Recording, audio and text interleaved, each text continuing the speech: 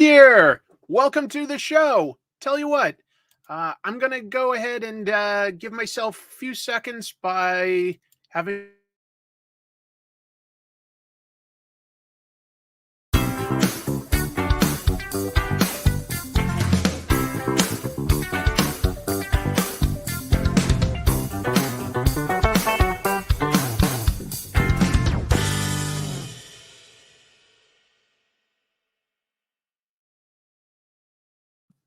There we go. Hello, hello, hello. Welcome to the show. My name is Chris. I'm your host. This is the weekly Spinner Rack, and I'll be reviewing some of the comics that I read this week, mostly new stuff.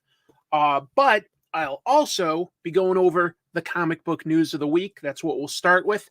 And it's pretty light overall on news. I think I've got some really interesting pieces that we'll probably discuss with the live chat for a while. But it's probably going to be a little on the shorter side, so I have my art supplies and will probably draw something tonight.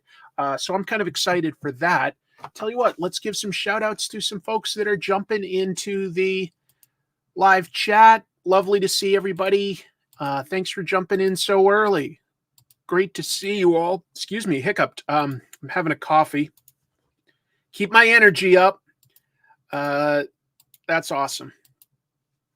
Yes. Happy New Year's all. Hope you guys had a good New Year's, whether it was a party or just chilling at home. Chrissy and I pretty much, just stayed home, had ourselves a dinner, watched a live stream countdown and some fireworks, and I got a smooch. It was pretty good. Hey, Mike, nice to see you. Look at all these great names. That's awesome. Feliz Año Nuevo. Thank you. Arigato. I was about to say arigato. I meant... Oh my God. Never mind. I can't switch languages fast enough. I've been studying my Spanish. What has you hyped in 2024? Good question. What am I hyped for? In comics, I'm a little hyped to see where things like G.I. Joe and Transformers go. I will not lie about that. I'm excited to read more stuff by Brubaker and Phillips. Sorry, it looks like this new webcam, as great as it is for resolution and color, has an autofocus feature that I haven't figured out how to turn off yet. Probably next week I should have that figured out. So I'm sorry if it does that a little bit.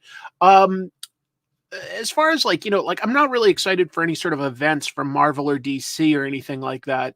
But I'm sure that there will be some good work by creators that I love. And if you...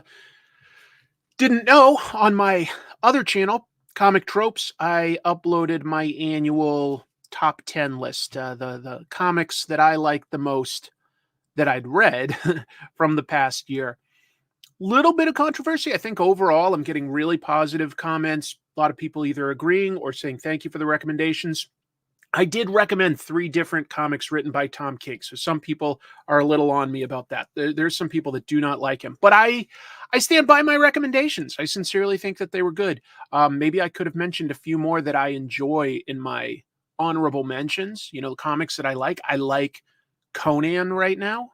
I like Incredible Hulk right now. I didn't mention those. I guess I could have, but I can't mention every comic, and it was kind of an off-the-cuff type of thing where I'm just... talking about it. Let's see. Was there anything else though? What was the initial question? What am I hyped for? So I'll tell you one thing I'm hyped for. Jim Mahfood and I are talking about doing a show together that'll be on this channel. We'll see how it comes out, but I am sincerely really excited to just hang out and chat with Jim. I'm really glad that I got to meet him and know him. I think he's just a great guy and a talented artist. So I'm excited to see that. And, I feel like I've sort of pledged this to myself before, but I'm really going to make a sincerely concerted effort to carve out a little more time and hire an artist to try to draw one of the comics that I've written and see what we can do with that. I think that there's a lot of people that would support that. So anyway,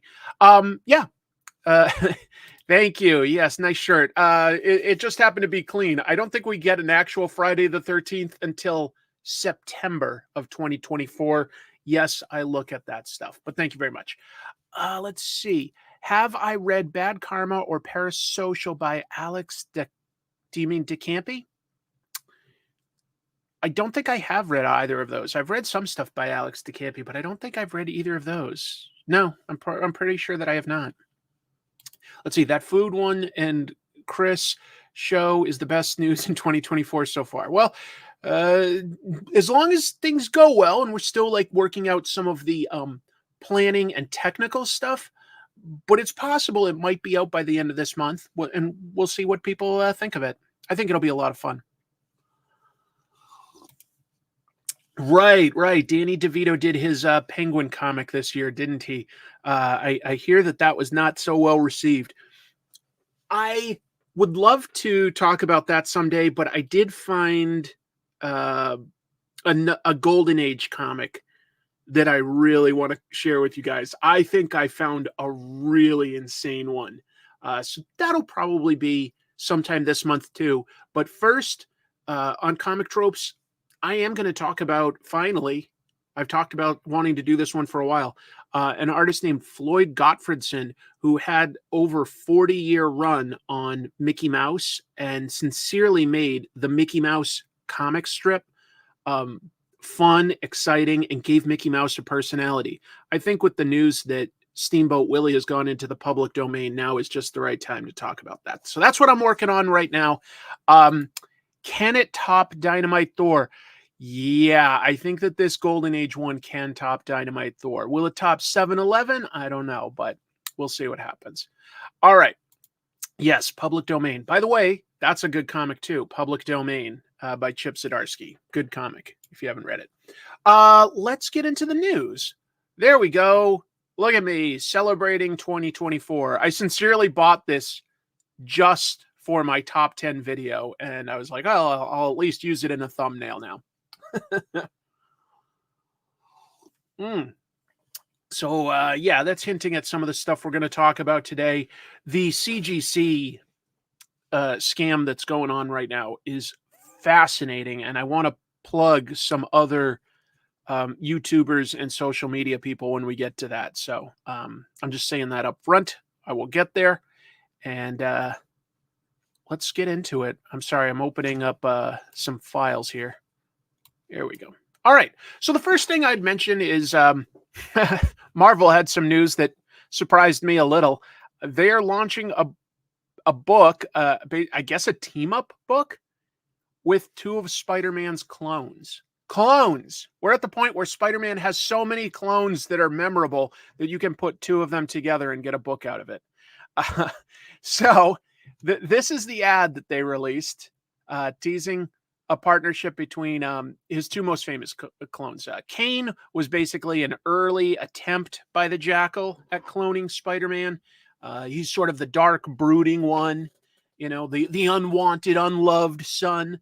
And then, of course, Ben Reilly is probably the most famous clone, took over the Spider-Man title for a while, but now he's sort of corrupted. He goes by the name Chasm.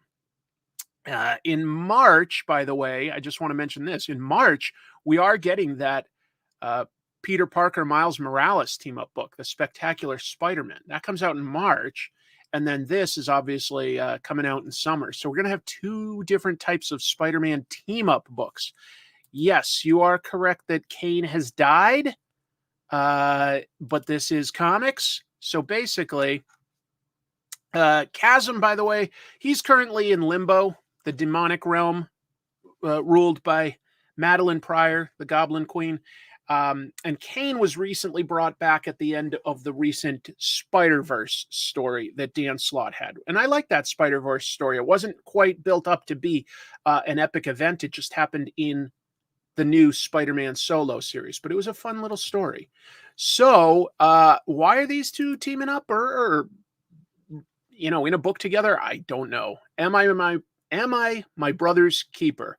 That's a biblical quote. Cain and Abel. That's dark. Cain and Abel. One of those two killed the other one. Maybe that gives us a hint at where this is going. I don't know. Best guess, And they're not, by the way, they're not even telling us which creators are working on this. So I'm sorry, I don't know about that. I've got an idea, but I don't know for sure. Maybe they're going to try to redeem Ben Reilly. Maybe I don't think a lot of fans like that he's a villain now.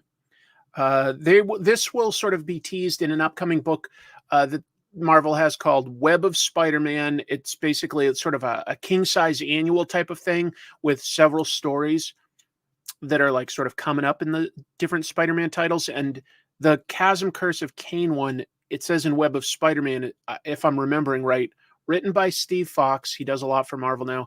Drawn by Greg Land. But it doesn't say that they're going to be the ongoing people, so I really don't know.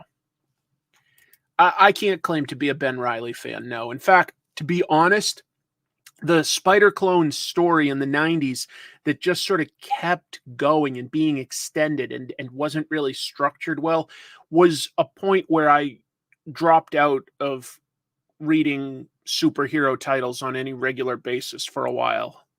I stopped getting my weekly comics at a comic book store and switched to reading trade paperbacks, trying other things, whether that was old, foreign, indie.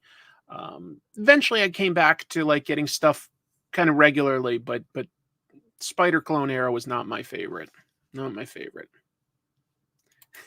Yes, it has a Bible quote. It must be deep. It must. These are two characters that have been written by a lot of different writers, drawn by a lot of different creators. So I think that they've had some interesting stories, but nothing that would really mark them as definitive for what it's worth. So anyway, we'll see what happens. For now, this is a hint for summer, so that's still a ways off. Oh, wow. Thank you so much. Oh, hi. I was just publishing. In fact, I think I got it.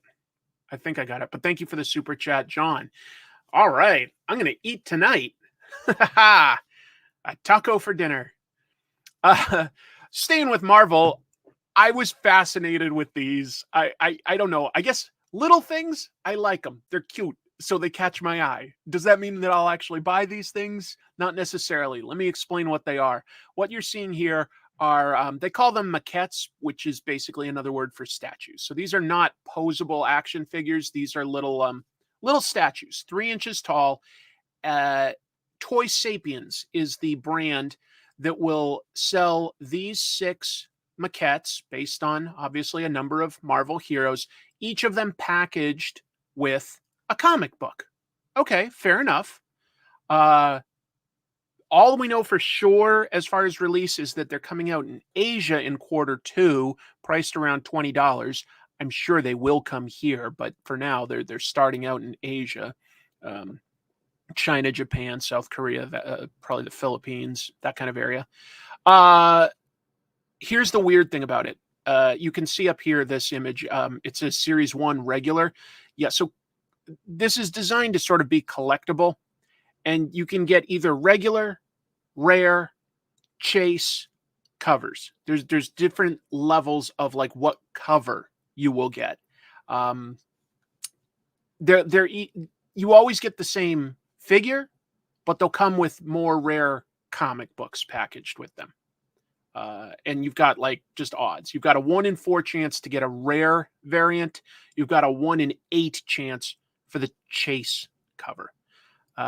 I don't care too much about that. I don't focus a whole lot of my energy on collecting. I prefer reading, but I do like tiny little figures. There was a point where I was collecting, I think it was called Eagle Moss. They used to make these lead figures, and boy, did they make a lot for Marvel characters. I have a decent sized collection somewhere in a very heavy box. I never got them all. I realized that the collection would never end, and I gave up, but I probably have, over 100. They were pretty nice. I like little statues. A chase cover just means it's more rare. Yeah. They're all still like, for each of these characters, they'll just be like sort of a variant cover by a different artist, something that wasn't released in as many copies. I almost got all the Eagle Moss figures, about 200. It is possible I could have close to that as well, Axel. I like those. I think that they were cool. Minifigures I feel are underappreciated. It's either Funko Pops, Marvel Legend, McFarlane size, or Mondo Huge. Yeah, sometimes just the little things are just kind of fun and collectible. How do you move the statue without ruining the cover? It is not actually, what do you call it? I don't think that the figure's case is sealed to the package. I think that like this, even though it looks like a cover, I believe is actually just a card back, and then the comic itself is behind this, I believe. Yeah, Eagle Moss went bankrupt. You like Gundams? Oh, I saw the funniest thing. I don't know how to show this online. One of my friends got a Gundam jacket that was like a knockoff from a grandparent for the holidays. I'm going to see if this shows up. It may not. Give me a sec. Gugnadam.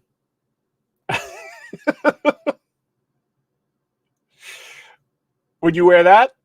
I think a lot of us would. All right, John, thank you again. Let's see. May I suppose 3 tacos, good sir? Tinga, al pastor, and let's say camarones. I don't know if I've got an authentic enough place nearby here in the Pacific Northwest to do that, but I'll try, and I appreciate the support. I really do. Thank you so much. You're starting up my 2024 off great. First support. Gugnadum. Gugnadum style. Boom, boom, boom, boom, boom. Oh, don't talk about yourself that way, Steve. Let's see. Al pastor with or without pineapple. Is that a thing? Is that a type of taco or burrito or something with pineapple in it? I've never heard of that, but boy, now that you say that, like obviously there are salsas that will have things that are sweet, like mango. I was about to say manga, some of that sweet manga sauce, where you just chop up some good manga into your food. Yeah, in a way, a sweet salsa in a burrito sounds actually really good. Anyway. Pineapple and pork. Oh, if that's what it is, that sounds like it would go really well together. That sounds really nice. What are some cheap comic keys with display-worthy covers? Boy, I don't really collect a lot for that, but you know what? Like, I would say just look for artists that you love. Like, I'm sure that you could find a lot of cheap key comics, for instance, by Mike Zeck. I think Mike Zeck was such an amazing artist for covers. I'm sure there are some G.I. Joe, Punisher, Deathstroke covers out there that you could get that aren't going to cost the same fortune that like some of the Spider-Man and Secret Wars covers by him, for instance, would be. So I'd say look up just an artist that you like. Oh man, you guys have just like opened my eyes to a new thing. I do not know Al Pastor tacos. That sounds so good. Thank you. Wow. All right. You've had grasshopper tacos? I've never eaten grasshopper, but I did have what are they called? Hold on. Cicadas. I lived in DC for 10 years. Cicadas they're so weird. They're a little bit like crickets. They hibernate underground for 16 years. And then like once every 16 years, they just burrow out of the ground, and they are everywhere in the DC area. And my friend Melinda caught a bunch and stir-fried them for us. It was Japanese style. Melinda was Japanese, and she made us some cicadas. And they weren't that bad. I don't think I'd go out to them a lot, but yeah, it was interesting. All right, I'll go back to the news. Thank you for the detour. Kaiju number 8 is, if you haven't read it, it's a really enjoyable manga, actually. It's got some really well-defined characters in it. They're not just tropes. They're fairly deep. There's an anime coming out, and I believe it's by Production IG. They typically do some really beautiful artwork, but it's going to debut and stream on Twitter of all places. What? Yeah. So it's coming out this April, to be clear. So that's pretty soon. If you don't know the story, I just tried to simplify it to one sentence, although it's a little deeper than that. But the main character is Kafka, and he is a kaiju cleanup expert in Japan. He never he wanted to be, in the Japanese like defense force against kaiju, but he also was a little underachieving, and so instead he just became a sort of a cleanup sanitation engineer guy. But he gets infected by one of these kaiju that he's cleaning up, and he can become a kaiju, or at least get its strength. Anyway, he does ultimately join the Japanese Defense Force. There's some great supporting characters, a lot to like, a lot of like. So, at Jump Festa, which is like a Shueisha sponsored convention event where they announce all sorts of stuff, it was announced that the anime will air worldwide on Twitter as well as Crunchyroll. Wow. Did I have mentioned it before? It's pretty good. It's pretty darn good. Hey, Daniel, nice to see you. Let's see. I really dig the Kaiju #8 manga, so I'm very interested in seeing how the anime comes together. It's got a lot of potential to really explode the popularity of this book that's already selling well. I know in the news articles, it says X, formerly known as Twitter, every time. And I'm just like, no, I'm just going to call it Twitter because everybody knows what I'm talking about then. It's sincerely, in my opinion, I think it's the dumbest rebranding anything's gone through. We literally would call posts tweets. That's fairly iconic, companies love to have the brand recognition of like a Kleenex or a Xerox, something like that. Hey, Steve, thanks. Let's see. I am a fan of Sana Takeda. I got her first work for hire cover for Marvel Heroes for Hire number 13, 2006. Can't wait for Kaiju #8. Really fun manga. More tacos, more tacos. Now Chrissy can get a taco. I can afford tacos for both Chrissy and I tonight. Thanks to you guys. Thank you. That's very kind of you. Hey, Chrissy, can you hear me? We can afford tacos tonight. Very happy. Yeah, but like definitely Twitter is a weird place to debut this, right? It's not just me. So here's what's interesting though. By the way, they do this with the Kaiju #8 manga digitally. They release it in English and Japanese at the same time, and apparently that's the plan for the anime as well. It really shows that we're in a digital world where if you don't launch these things simultaneously, you run the risk of more piracy. I think that's what I'm thinking that they do. Oh, Chrissy jumped in just to say thank you. I think yes, we could afford tacos. I wanted to comment on where these two streaming places though for this. First of all, just this past May, Twitter crashed when they were trying to do a live stream for Ron DeSantis announcing his presidential bid, and that was just a few thousand, and it crashed. I can't imagine the volume of people that would like try to tune in to stream Kaiju #8. So hopefully they've made a lot of improvements because there's a lot more interest in watching Kaiju #8 than Ron DeSantis. Meatball Ron. That's my impression for the day. Also, Crunchyroll.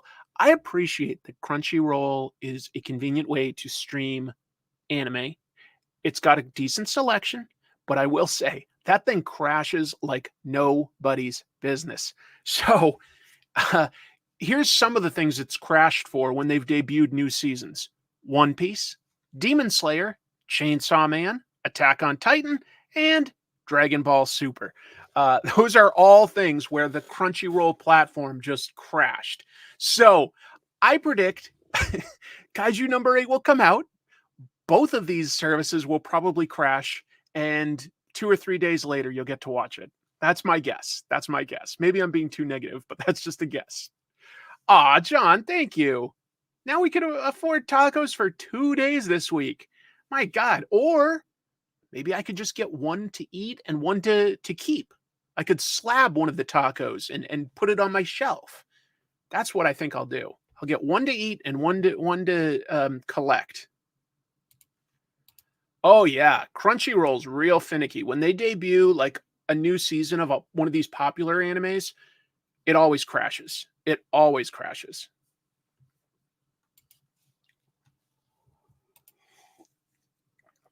Let's see. Especially on console, Crunchyroll still uses Flash Player. It doesn't make sense to me why Sony isn't putting any money into making Crunchyroll at least as decent as Netflix. Moritaka, I agree. It's so weird. That's great, Dr. Shubil. I mean, it has to work for somebody, and it also depends on the timing. Look, 99 days out of 100, it is going to work. But usually the moment that it debuts some of these popular new things, it has crashed. I think I have had pupusas, but not lately. So maybe I shouldn't get a taco. Maybe I should get a pupusa. Yeah. Crunchyroll becomes noticeably slower every time a new Spy Family episode comes out. Wow. I have to admit, guys, I watch a little bit of anime. Mostly, I enjoy the manga. It's just what I tend to enjoy a little bit more. I don't know why that is, because obviously it takes a little bit more focus and stuff to sit down and read something, but maybe it's that investing myself in it. And I'm not saying that there aren't some good anime out there at all. I just tend to enjoy the manga a little bit more. Moving on. These are the top 10 best-selling comics in America in 2023. You may notice one character is showing up quite a bit there. This is so... I knew Batman sold well, but look at this. So let me explain where I'm getting this information from. Comic Hub went ahead, and it comes from them. They compiled the point of sale numbers from about 150 comic book stores. And you can look it up, and they list all the comic book stores. It's a pretty wide variety across the country. 150 is cool. I don't know if it's the majority of comic book stores that are out there, specialty shops, but it's probably at least a plurality. Anyway, but yeah, so they're getting the actual sales numbers, as in they're counting actual sales, not the orders, because some of these can get returned. They're counting the actual sales. They're not including any digital sales. They're not including any crowdfunding books. They're just talking about the comics that sold at American comic book stores, okay? So I want to just sort of make that clear.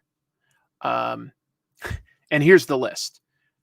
It's basically Batman number 131 through Batman 136, Batman Night Terrors, 2 different Amazing Spider-Mans, 17 and 26, and Void Rivals number 1.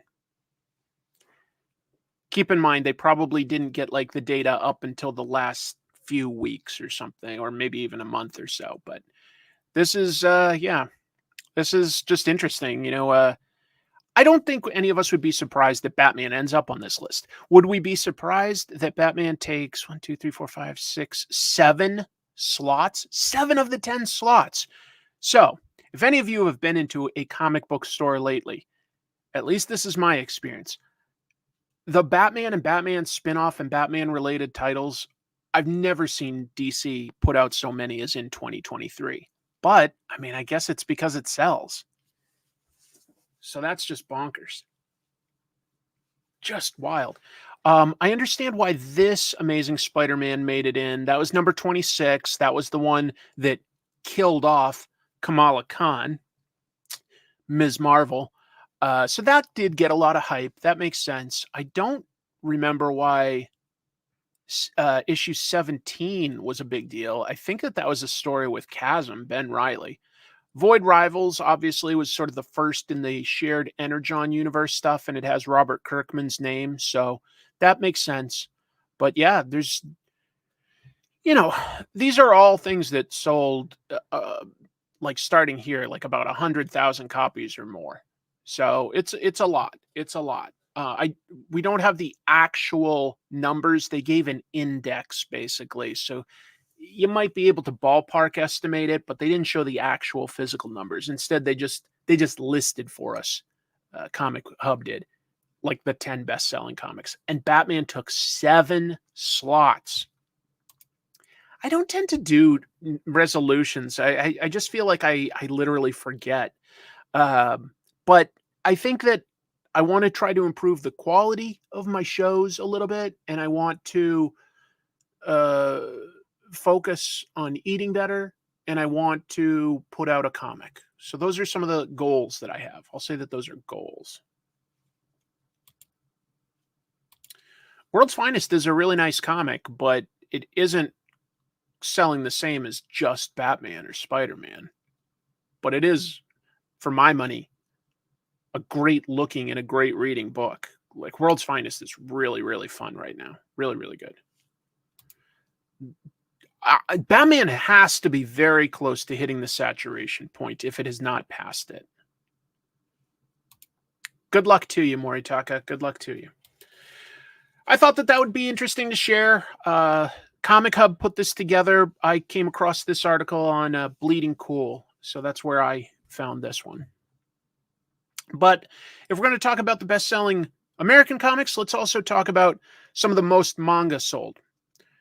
Let me explain what I'm getting for details here, though. This comes from Amoeba Manga. Amoeba is an e-reader service where you can buy and read manga, which we've had several articles in the past year, is growing huge in Japan. We already knew that it was massive in South Korea, but it is becoming absolutely gigantic in Japan as well, especially with slightly older readers. Probably don't want to like collect the physical things anymore, but want to keep reading. But that means what I'm looking at is just the 10 best-selling manga for men and for women out of e-reader sales for Amoeba. So it just gives us an idea of what the most popular is, okay? It doesn't give us actual numbers, but it gives us an idea. So for men, number 1 here, we can see if you can read Katakana Kingdom, One Piece, Jujutsu Kaisen, Blue Lock, Tokyo Revengers, Oishi no Ko, Aoashi. I don't know that one. I don't know Aoashi. My Hero Academia, Detective Conan, still popular, and One Piece Color Edition. So that is out of the male readers, what they're showing are the top 10. I don't think any of those are big surprises, at least not to me. I've got a coworker that's been recommending that one to me. Maybe I should try it out at some point. Yeah, I've heard it's good. My son went to an indie Comic-Con in Japan a week or so ago. The attendance was 104,000. That sounds definitely more than possible. I would love to go. Let's see, would that have been Comiket actually? Because I know that's a big one for like self-published what's it called? Dojoshin, I think. Anyway, let's see. So yeah, it might have been Comiket. Anyway, so that's the 10 for men, and I think a lot of us will recognize at least most of these. Okay. Look at this. I don't know more than like 2 out of this, though. For women, we've got Yona of the Dawn, and I think I've heard of that, but I don't know what it's about. Kusariya no Hitorigoto, The Apothecary Diaries. I do know this one, My Love Story with Yamada-kun at level 999. That one looks pretty funny and cool. I haven't read it, but that's one I know. Honey Lemon Soda, Don't Call It a Mystery, A Sign of Affection, Cheeky Brat, Tomorrow I'll Be Someone's Girlfriend, In the Clear Moonlit Dusk, and Shujinko Nikki. I don't know. Yes, thank you, everyone. Yes, dojinshi, dojinshi. Sometimes my pronunciation really falls apart when I'm switching back and forth between English and Japanese. So sorry. I thought that was interesting because, like, I was like, okay, I know Yona of the Dawn and My Love Story with Yamada-kun at level 999. I was surprised there's no overlap. Like, women aren't reading, for instance, I don't know, Tokyo Revengers or One Piece. Like, One Piece doesn't rate in here. I was surprised at just how separate all that is.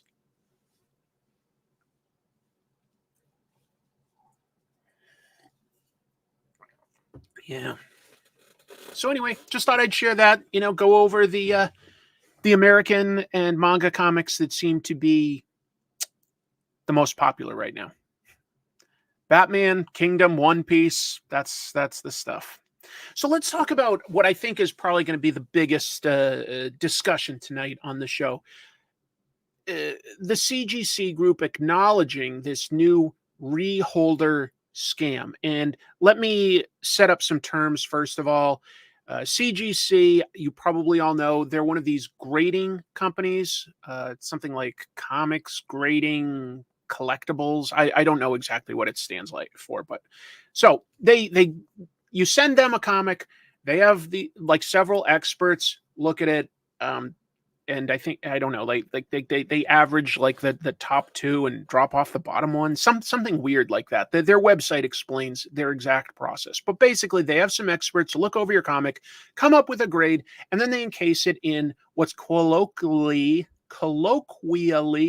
referred to as a slab. Okay, it's permanently closed, it's sealed, and it's got its grade and a description of it and a serial number and their little stickers also under it. So, okay. Hey, wow. Okay. The 99 newsstand is here. Folks, this is the guy that broke this news, to be clear. That is amazing. I was just about to talk about your work, 99 newsstand. Now 99 newsstand, huge on Instagram. So look at that. The first thing. They noticed that a copy here of Amazing Spider-Man 252 had sold for over $15,000. And the reason for that, if you don't know, there are these days people that will try to find the less common newsstand copies a lot of times as compared to the ones that were sold to the direct market. And then beyond that, for this specific comic, which is a key issue, first appearance of black suited Spider-Man in his own comic, this was what's called the Mark Jewelers variant. It meant it had an insert for a company called Mark Jewelers. There are less copies for that one. It means a huge difference in the value of a comic because there are so few of these. To get one in this grade, it sold for over $15,000. Okay, it's a lot of money. And I don't know, 99 newsstand. Maybe that's why you noticed it, is because it sold for quite a bit of money. But obviously, 99 newsstand looked into it and found that the serial number matched with a previous CGC graded comic that was a non-Mark Jewelers copy, and that's I'm just ballparking, might go for more like $2,700. So there's a huge difference in price there. So by the way, this past week, YouTuber Automatic Comics looked into this. They found a copy of Incredible Hulk number 181 that had been reholdered. I don't think I explained reholder. You can send an already graded comic back to CGC if it's like you feel that they got something wrong. Maybe you opened it to have it pressed or cleaned, or maybe it was in a flood and it got damaged. There are reasons why you can send it to them. They take it out of the case, reinspect it, but basically are assuming that it's the same comic. They put it in a new slab. So what did somebody do? It seems like what they did was you have to have some money up front to do this scam because you have to actually have these comics, but they get the expensive one graded, right? They get it back. They put the less expensive, but still the same quality, basically, copy in there and ask for it to be reholdered. And CGC was not catching that it was a different comic being sent back. So they basically just confirmed, yes, this is the right grade. Now it says that it's a Mark Jewelers variant, and you can sell that for $15,000, and you've given away a comic that's worth maybe $3,000. So you've instantly made like a $12,000 profit, and now you can flip this into doing it again and again. So you have to have a bunch of cash up front to get some of these key issues in good condition, but there are variations, and you're profiting off of this difference. This is a huge deal, folks, because this might have been going on for a while for all we know. We're only just finding out about this thanks to somebody like 99 Newsstand catching this. I went to the eBay seller that was selling the 181, Hulk 181. Nothing is listed on eBay for them right now. But I looked about a week ago when I first saw this, and they had it seemed like hundreds of comics. Yes, Beowulf, 99 Newsstand is confirming. Right. They never physically checked that it was the same comic, because they could have flipped through and seen that it was not a Mark Jewelers comic. They were basically going like, oh, somebody wants to get it reslabbed. Takes like 25 days. They charge, I don't know, $1,000 or something like that. I forget exactly what it is. They weren't checking for this scam. And who knows how long somebody's been doing this for, or several somebodies. This is the reason I'm talking about this, or the reason I first heard about this, and I'm going back and back reading up on this and trying to familiarize myself with this, because I don't consider myself an expert on slabbed comics and that aspect of collecting. $40. I mean, that is a drop in the bucket, which is why they don't inspect properly. You're right. To CGC, they're like, we're only charging $40 because we're thinking that we're only replacing the slab. We're just, yes, that's the right comic. It looks like I'd ballpark that this is a 9.8. It's been in a case. Cool. It's not worth their time to inspect. But the reason I noticed it is because CGC issued a statement, and things have to be pretty bad when they finally do speak up, because at first, they're hoping that the fan community seems to resolve these things in, forums. But I'm not bothering to put the whole statement here, because I can just summarize it.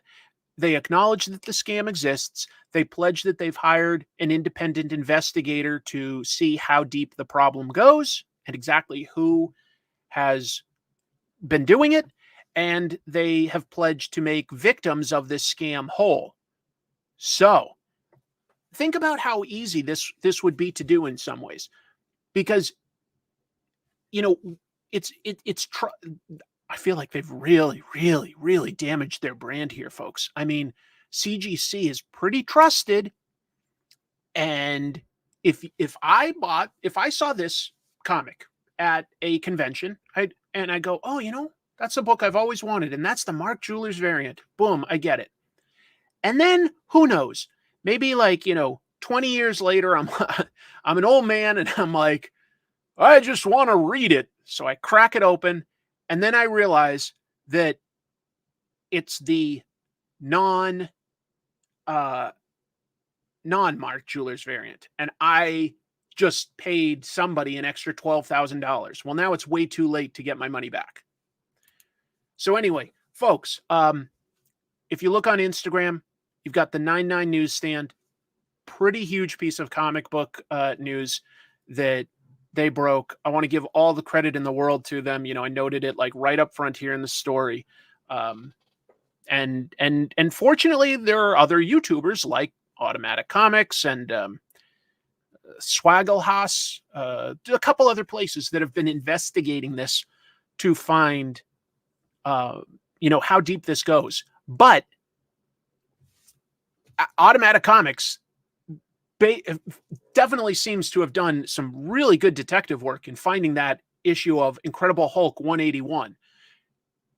Look up that YouTuber and you'll see that video from like about a week ago, and it's incredible. Like, you know, like the research that's going on, because you're having to go like, okay, I'm looking at this image, I'm zooming in, and I'm seeing like, you know, a tiny crease in the right hand corner and a little bit of roll on the spine at this point. Now I have to go to a site like Go Collect that lists all those sales and look at the image and match it up, and then like look at the serial numbers and see, has somebody like, you know, done this slab reholdering thing before? And it seems like, yeah, absolutely. Absolutely.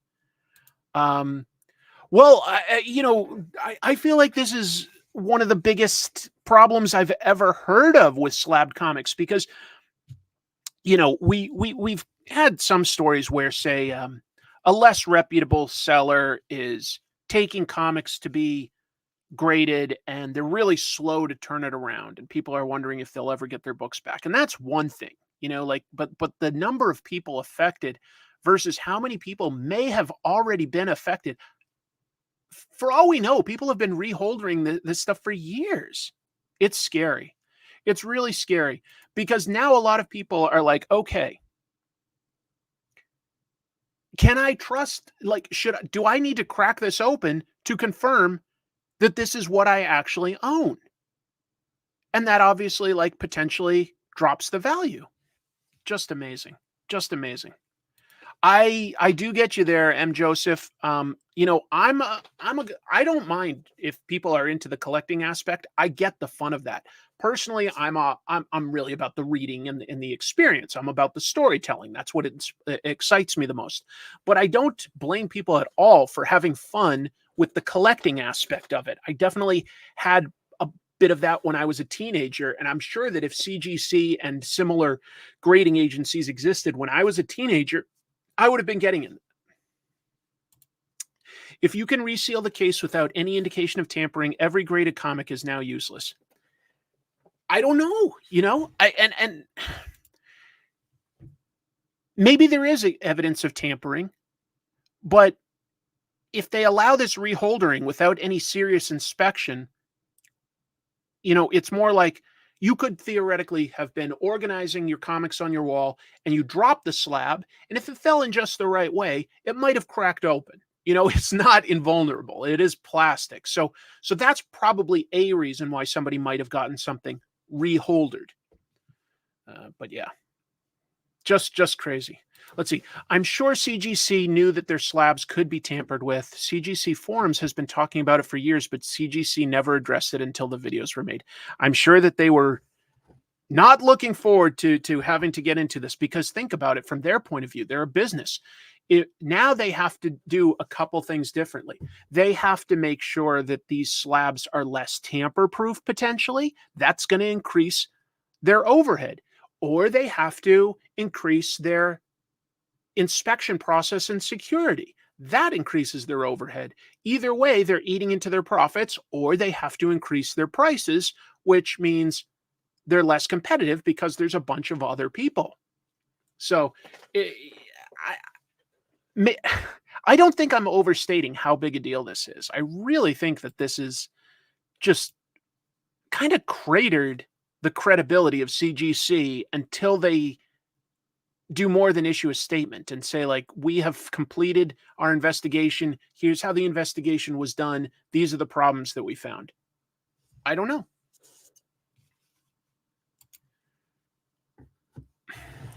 Useless, maybe overstating it, but it's like, can you trust that the book that's in there? Okay, I'll say this. A lot of times, sure, you can definitely trust that the book in there is right because there aren't variants, right? That's fine. But if there's such a thing as the exact same cover for a newsstand and a Mark Jewelers variant, or let's do this. Why was Hulk 181 in there? Because that was the era of Marvel value stamps. If you had that stamp clipped out, obviously that book is worth a lot less. But you can't tell that once it's been, like, you know, sealed in there. You can't tell. So if it had been swapped out with the less valuable, you know, like damaged comic, like, yeah. Oof. I don't know.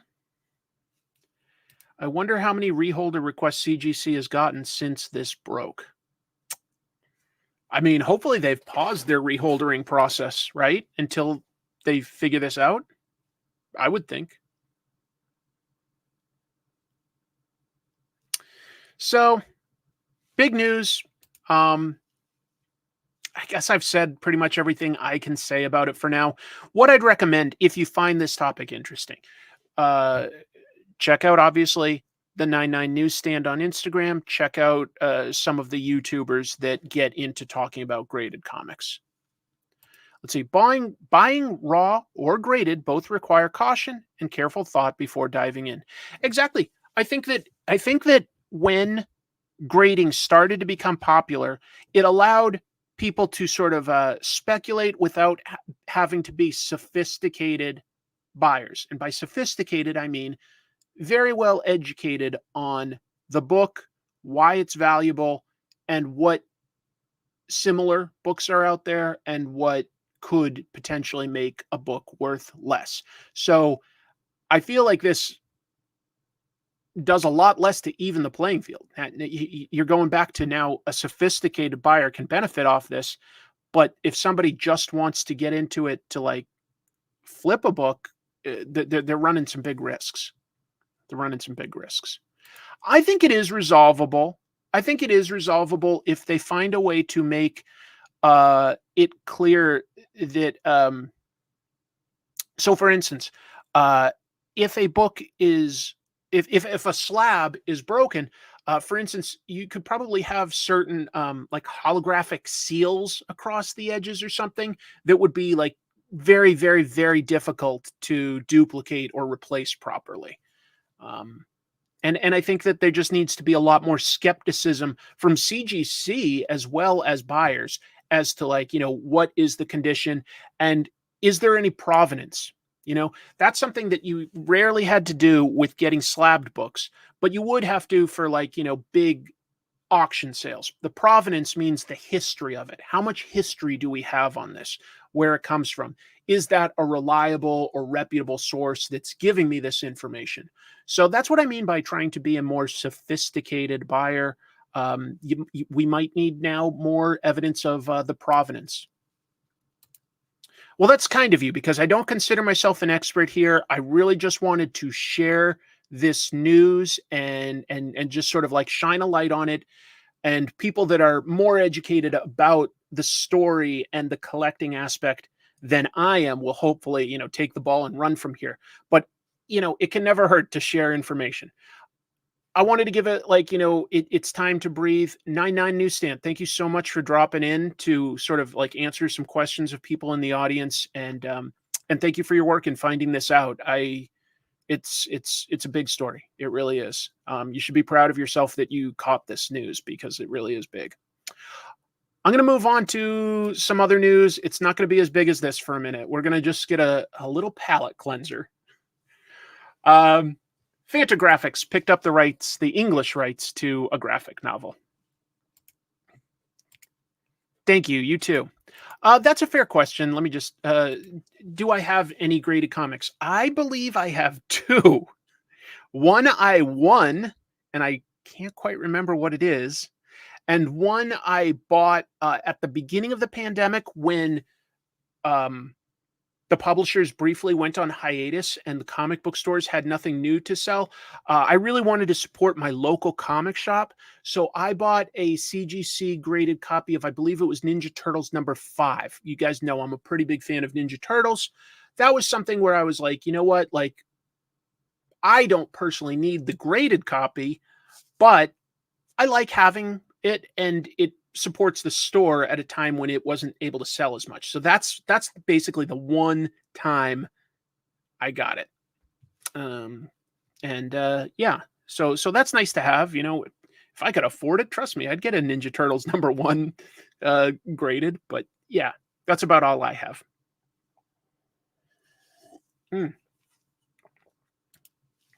Okay. Let me go back to this piece of news because this looks interesting to me as a book. That's why I'm putting it here. I'm I'm talking about a book by Santiago Cohen. If you don't know Santiago, Mexican-American cartoonist, lives in Jersey, did this book here, got an upcoming book that Fantagraphics is going to publish in September. What is it? It's a young adult story. It's going to be called Secrets of a Lost Diary. I don't have any images of that right now, so this is another graphic novel that Santiago made. Secrets of a Lost Story is a story of two diaries that touches on the impact of dementia in a family, historical drama, and the Holocaust, LGBTQIA in two generations, and immigration. A lot of important stuff aimed at a young adult audience through diaries. Cohen, you've definitely seen Cohen's work, even if you don't know it. Illustrator, cartoonist, painter, animator. So has worked on cartoons, created the first logo for Comedy Central. Pretty, everybody's seen that, I think. Anyway, maybe not. Maybe that's going back too far now. But yeah, so Cohen's done a lot of stuff and got a book coming out. So I thought I'd mention that. And then let me do this one too. A publisher called Hippo Park has bought another sort of young adult graphic novel called Fangdellas. This is just some artwork by the artist. Chris Britt, primarily a political cartoonist. He sold his upcoming middle grade graphic novel, so not necessarily just young adult, like specifically at middle grades. It's called Fangdellas to Hippo Park, which is an imprint of Astra Publishing House. What's it about?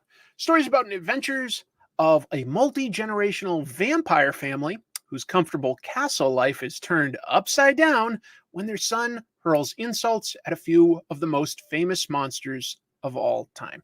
So, sounds like class warfare, but done through the much more palatable storytelling framing device of monsters. This is not coming out, by the way, until fall of 2026.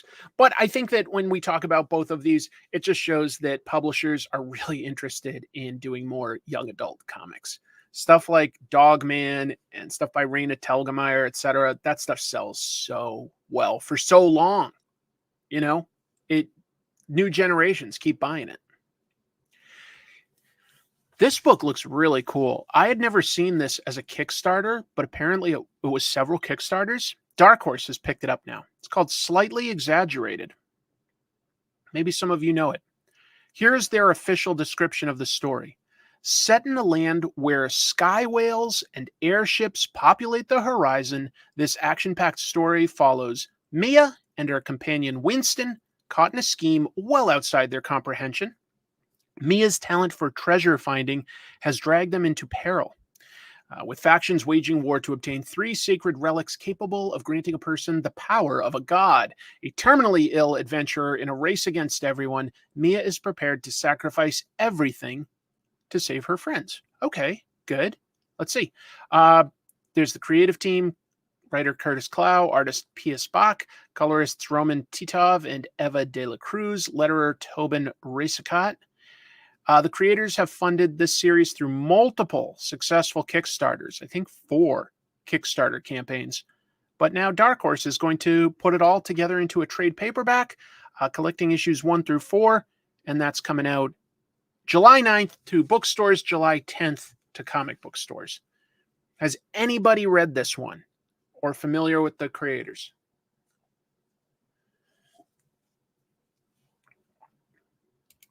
Yes, that is the logo I was just talking about.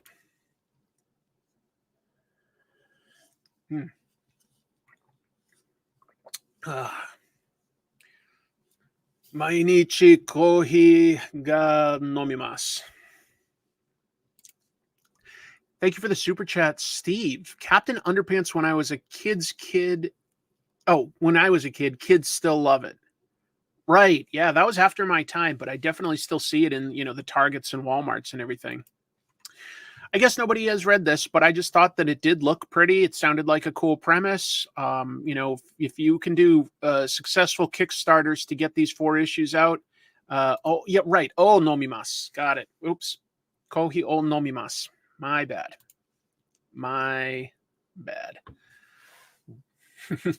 What are we this?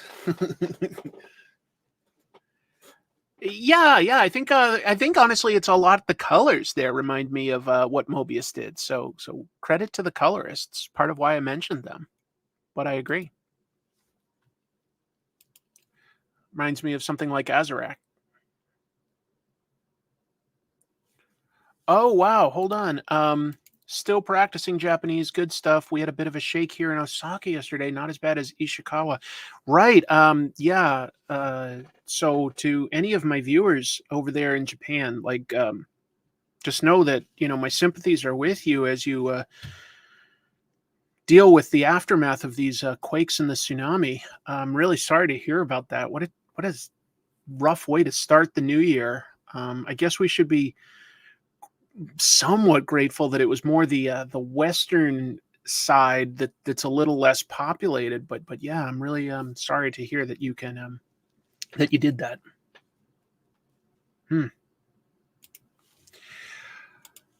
All right, I don't know what I'm talking about. Let's wrap up some news. Oh, this bummed me out. I lived in DC for 10 years before I moved out here to Seattle, and the Washington Post always had journalism articles about comic books. Always. It was great. It was so nice to see that it was getting mainstream attention and putting this stuff in front of people that might not normally be readers or making them more educated readers. But the Washington Post has ditched their comics journalism. This is one of the writers, like his bio on the Washington Post site. So the Washington Post is the latest newspaper to eliminate their comics journalism department. The paper offered a buyout offer to their two employees, Michael Kavna and Michael Betancourt, and apparently they've both accepted. So that's going to wrap things up soon at the Washington Post. In some ways, I get it. Like, there's probably a smaller audience for that. But in other ways, I'm like, look, if a newspaper keeps eliminating all these specialized areas, what are they left with that makes them unique? What is their selling point at that point if all you do is cover the same stuff that everybody else in the world does? Reporting on the news is one thing and it's valuable, but having actual editorials and investigative journalism is the stuff that at one point in time had me reading newspapers. Nobody does that anymore. Just crazy. Comic sales have been going up, but yeah. Newspapers, though, they're cutting every corner they can. It's just a different era, obviously, for media. There was a time when, newspapers were the way to get news. With TV and radio and, of course, internet, it's harder for them. The thing that I think hurt them the most was when they weren't able to do as many ads because so many people advertise different ways now. So, yeah, it's harder. Yeah, exactly. I feel no need to pick up hardly any newspaper. It's so rare that I pull up a newspaper now. There was a time, I'm old, I guess, but there was a time in the 90s as I was starting to become more of an adult that I was reading newspapers going into the 2000s, but yeah, it just isn't much of a thing anymore. Yeah, I think he's just cutting way too much. And it's like, I get that you need to cut costs to make something profitable, but this is just an example, in my opinion, of you keep cutting it and you're left with nothing special to make you unique. There's nothing unique.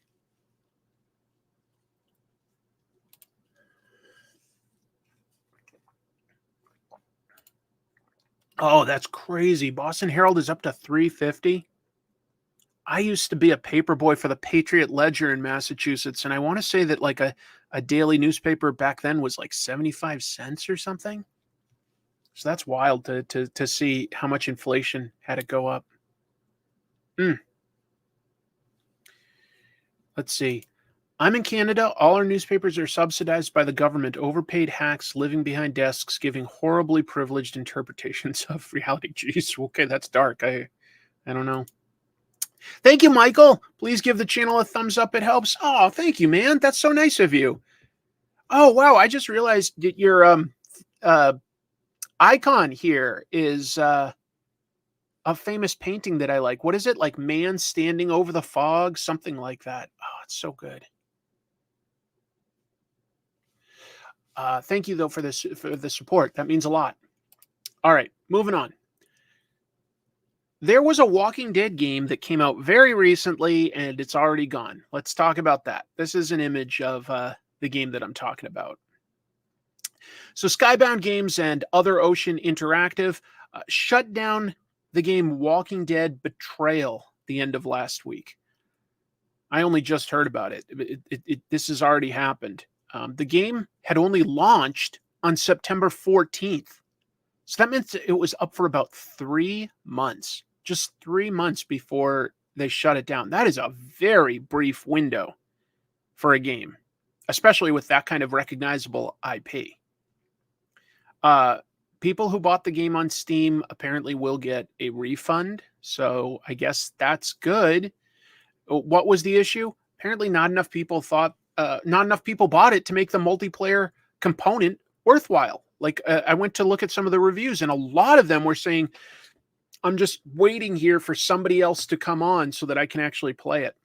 So yeah, apparently this was a really poorly selling game. I have no idea. I watched YouTube channel Mind Pulp play it, and the game was horrendous. No kidding. Like glitches or just not interesting. I don't know. I didn't even hear about it, to be honest. So I don't think that there was like much advertising behind it. By the way, this is the second Walking Dead game in all of 2023 that was met with really harsh reviews, because the other one was Walking Dead Destinies. That was based on the AMC version of the characters, and that one also got trashed in the reviews. So I like the Walking Dead comic a lot. I haven't watched all of the show, but I liked a lot of it. I loved the comic, really. So hopefully Skybound just starts picking some better partners and making some better games, because yuck.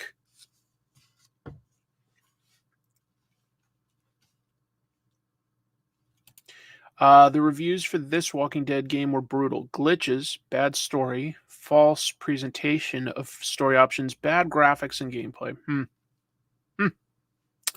Yeah, I don't know about it. I didn't even hear about it. You can't get it now. Yeah, that's true. That's an example of, in my opinion, like a really good game. Ultimately you're just sort of making the right choices to get to the end of a game. But the nice thing about the Telltale games was it was a good story and the graphics supported that story. So it was fun. There wasn't like a lot of problem solving or shooting or fighting and stuff. It's choice-based storytelling, but it was still nice to guide that story. It was nice. I like the Telltale games generally. I think that they're really good. So I think that was an example of a good Walking Dead game. Anyway, we'll see. Walking Dead should have at least one classic action game by now, but I don't feel like they do. We'll see. This just amused me. Spy Family Mochi. Well, you guys know I like Spy Family. So I would be inclined to try this little treat here that we're seeing. What is it? Bandai actually has a candy division, and they released images of these 7 different Anya Forger faces for what they call their Tabemas line. That's definitely a pun, by the way, because Tabemas means eat, but they specifically are saying like mass as in mascot. So otherwise you'd spell it a little differently here. Tabemas. But yeah, so that's their little pun. Tabemas, edible mascots. What's it made from? Milk flavored mochi, yum. Pink hair is made using strawberry flavored anko or red bean paste. Very popular in Japan. Each of these would cost you about 264 yen, which is less than $2. Less than $2 for this little treat. If I saw it in Japan, I'd probably pick one up and just see if it's any good. Speaking of manga, have you picked up Innocent or hashtag DRCL by Shinichi Sakamoto? Both. And between the two, I do like the Dracula book a bit more. I think Shinichi's artwork is just gorgeous in that. Innocent is a heartbreaking book. If you guys don't know, it's a fictionalized account of a really famous executioner from France, in the 18th century, the one that executed, among other people, King Louis the 16th, I believe. Anya has some incredible faces. Yes. Lots of expressive. She's so expressive. Wanderer Over a Sea of Fog. That's it. Thank you so much, Michael. It was also on the cover edition of Frankenstein that I read in college. One of my favorite paintings. Oh, I've seen it on that. That's right. That might have been one of the first places I ever saw it. It's just yeah, I agree. That's a painting I love too. If you guys don't know it, just Google Wanderer Over a Sea of Fog. It's just, I don't know. Maybe it's because we're sort of like right behind the main character and you can't really see the environment below. It makes me want to be there and look just beyond the borders of the painting. Just very evocative. Very cool. Very cool. Food is very affordable in Japan. Very affordable. It's amazing.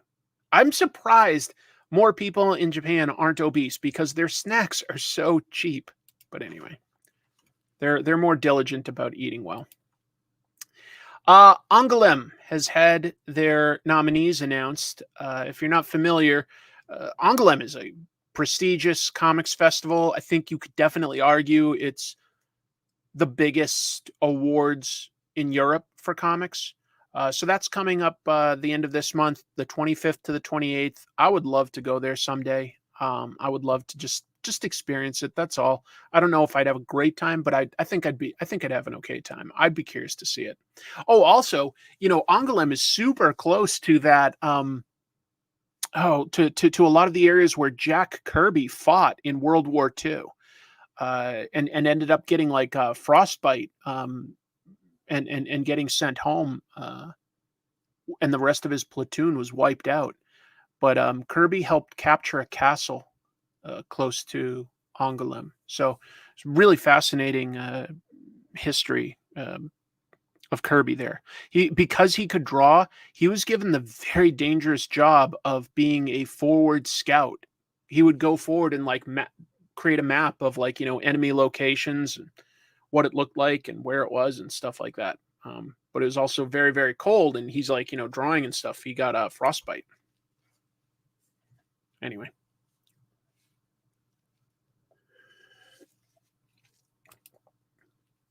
Yeah, that's true. You basically are allowed to get bullied for your weight at work. People are allowed to sort of go oh, it seems like you really like to eat, Chris-san. I'd be like, thanks. Anyway, let's talk about the Angouleme nominees just in terms of the manga and US comic nominations. And most of the stuff is obviously bande dessinée from France and Brussels and a few other adaptations from Europe. But I was going to talk about some of the things from America and Japan that we might recognize. Some of the things that were nominated for what's called official selection, which is just the main category for best book of the year. Chainsaw Man Volume 13 was in there. So was Saga Volume 11. So that's kind of cool. Heritage selection is essentially an award for translation from another medium into French. And this is an older book, but definitely a really important one in the history of shoujo manga. The Poe Clan by Moto Hagio. Really important book. So it got translated into French, and it's up for heritage selection. Also in the youth selection, we have Friday Book 2, and that's written by Ed Brubaker, art by Marcos Martin. Great book. Great book. Oh, yeah. If they ever made a movie about Jack Kirby's life, you could definitely, like, I mean, you'd start it out with, like, you know, like the gang fights in the tenements in New York. You'd go to him serving abroad, like literally, you know, going to France and fighting Nazis. And then you've got all the drama with, like, you know, Marvel and DC and, you know, making his own comics. Just an amazing life story. I'm surprised nobody's made a movie about that yet, because it feels like it would just really make for a good movie. I haven't had time to see movies in a while, so I haven't seen The Boy and the Heron. It looks good. Yeah, there was a comic about Jack Kirby that came out this year that was pretty good by oh, I'm forgetting his name all of a sudden because I'm bad at names. He drops into the Cartoonist Kayfabe channel a lot. He did a book about Stan Lee. Tom Scioli.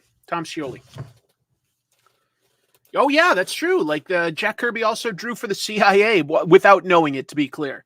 If you ever see, what was that movie Ben Affleck did about rescuing the hostages in the Middle East? Argo.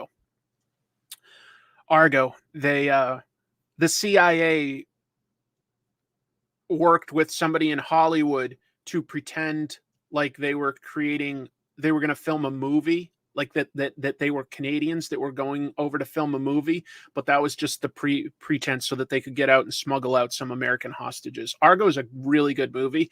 And Jack Kirby was designing what he thought was going to be a theme park and a movie, and it was called Lord of Light. I'm sure I talk about it in one of my Kirby videos. I've made a few. Kirby always has interesting stuff. Yeah. This is like some of his artwork that was like maybe what like a theme park or something could look like, you know, these big statues of gods and stuff. By the way, these colors done by Mark Englert, the same guy that colored my Vampirella cover this year. So Mark did some amazing stuff. He literally got to color for Heavy Metal Magazine the last unpublished Jack Kirby art, at least that we know about. Heavy Metal and got the rights to publish his Lord of Light images, and so they had Mark color it. It's really cool. Dude, it was like on sale for like literally $3 somewhere because nobody knows what Lord of Light is. And I mean, thank you, Super 7, for making it. This is also glow in the dark, which is amusing. It's like $3 I paid for that. I was like, I'll pay $3 for a Jack Kirby action figure.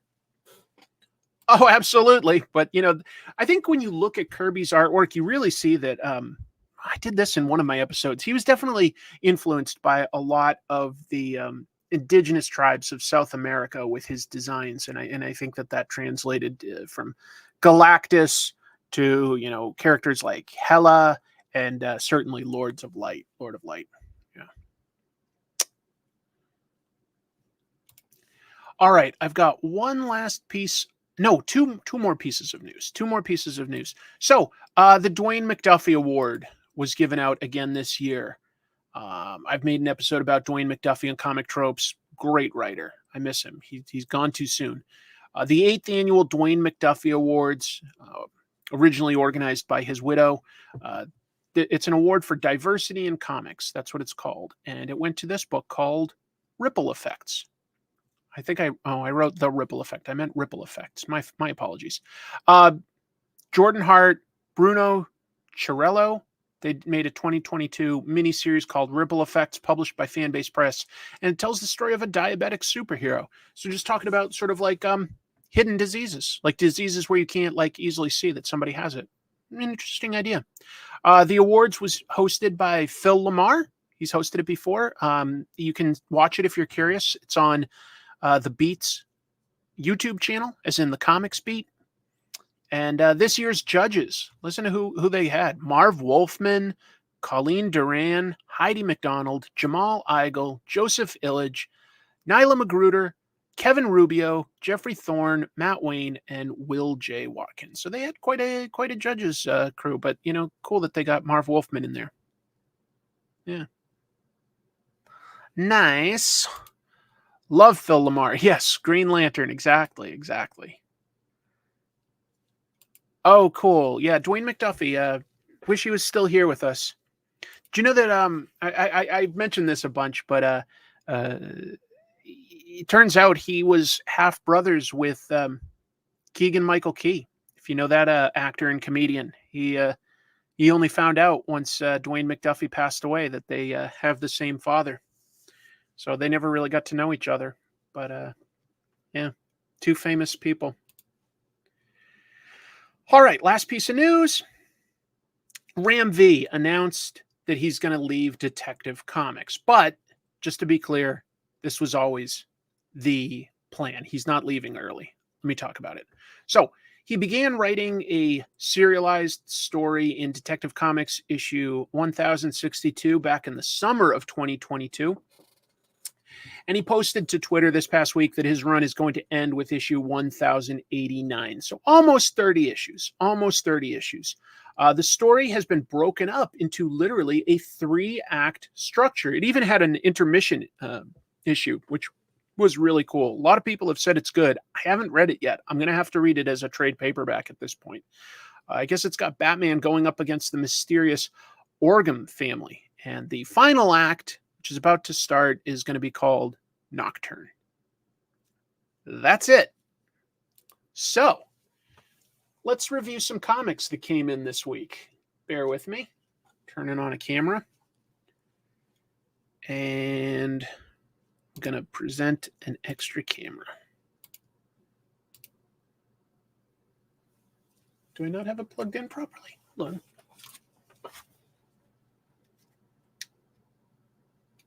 There we go. Excuse me. All right. There were some interesting books that came out this week, and some interesting books that I read for the first time. Let me make some adjustments here, and we'll get this on the road.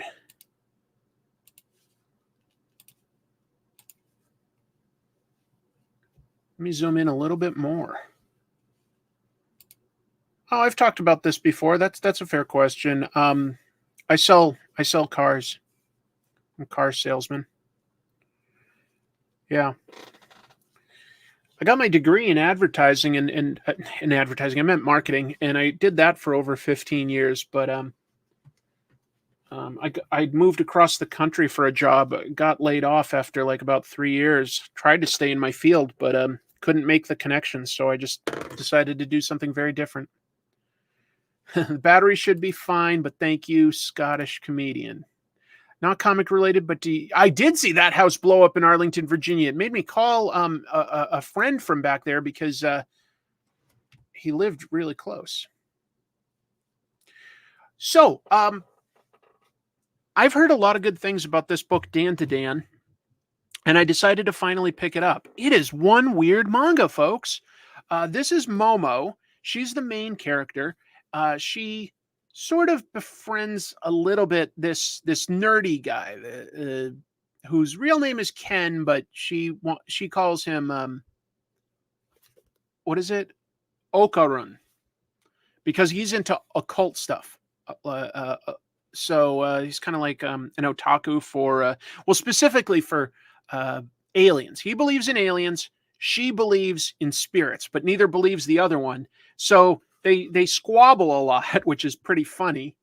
And they each dare one another to go to like an area where there's either like supposed lots of aliens or supposed lots of ghosts. And it turns out they're both right. Momo ends up getting abducted by aliens that unleash some psychic powers.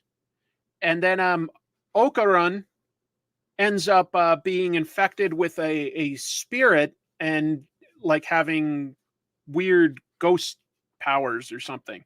But they need to save him from his curse. It goes from there.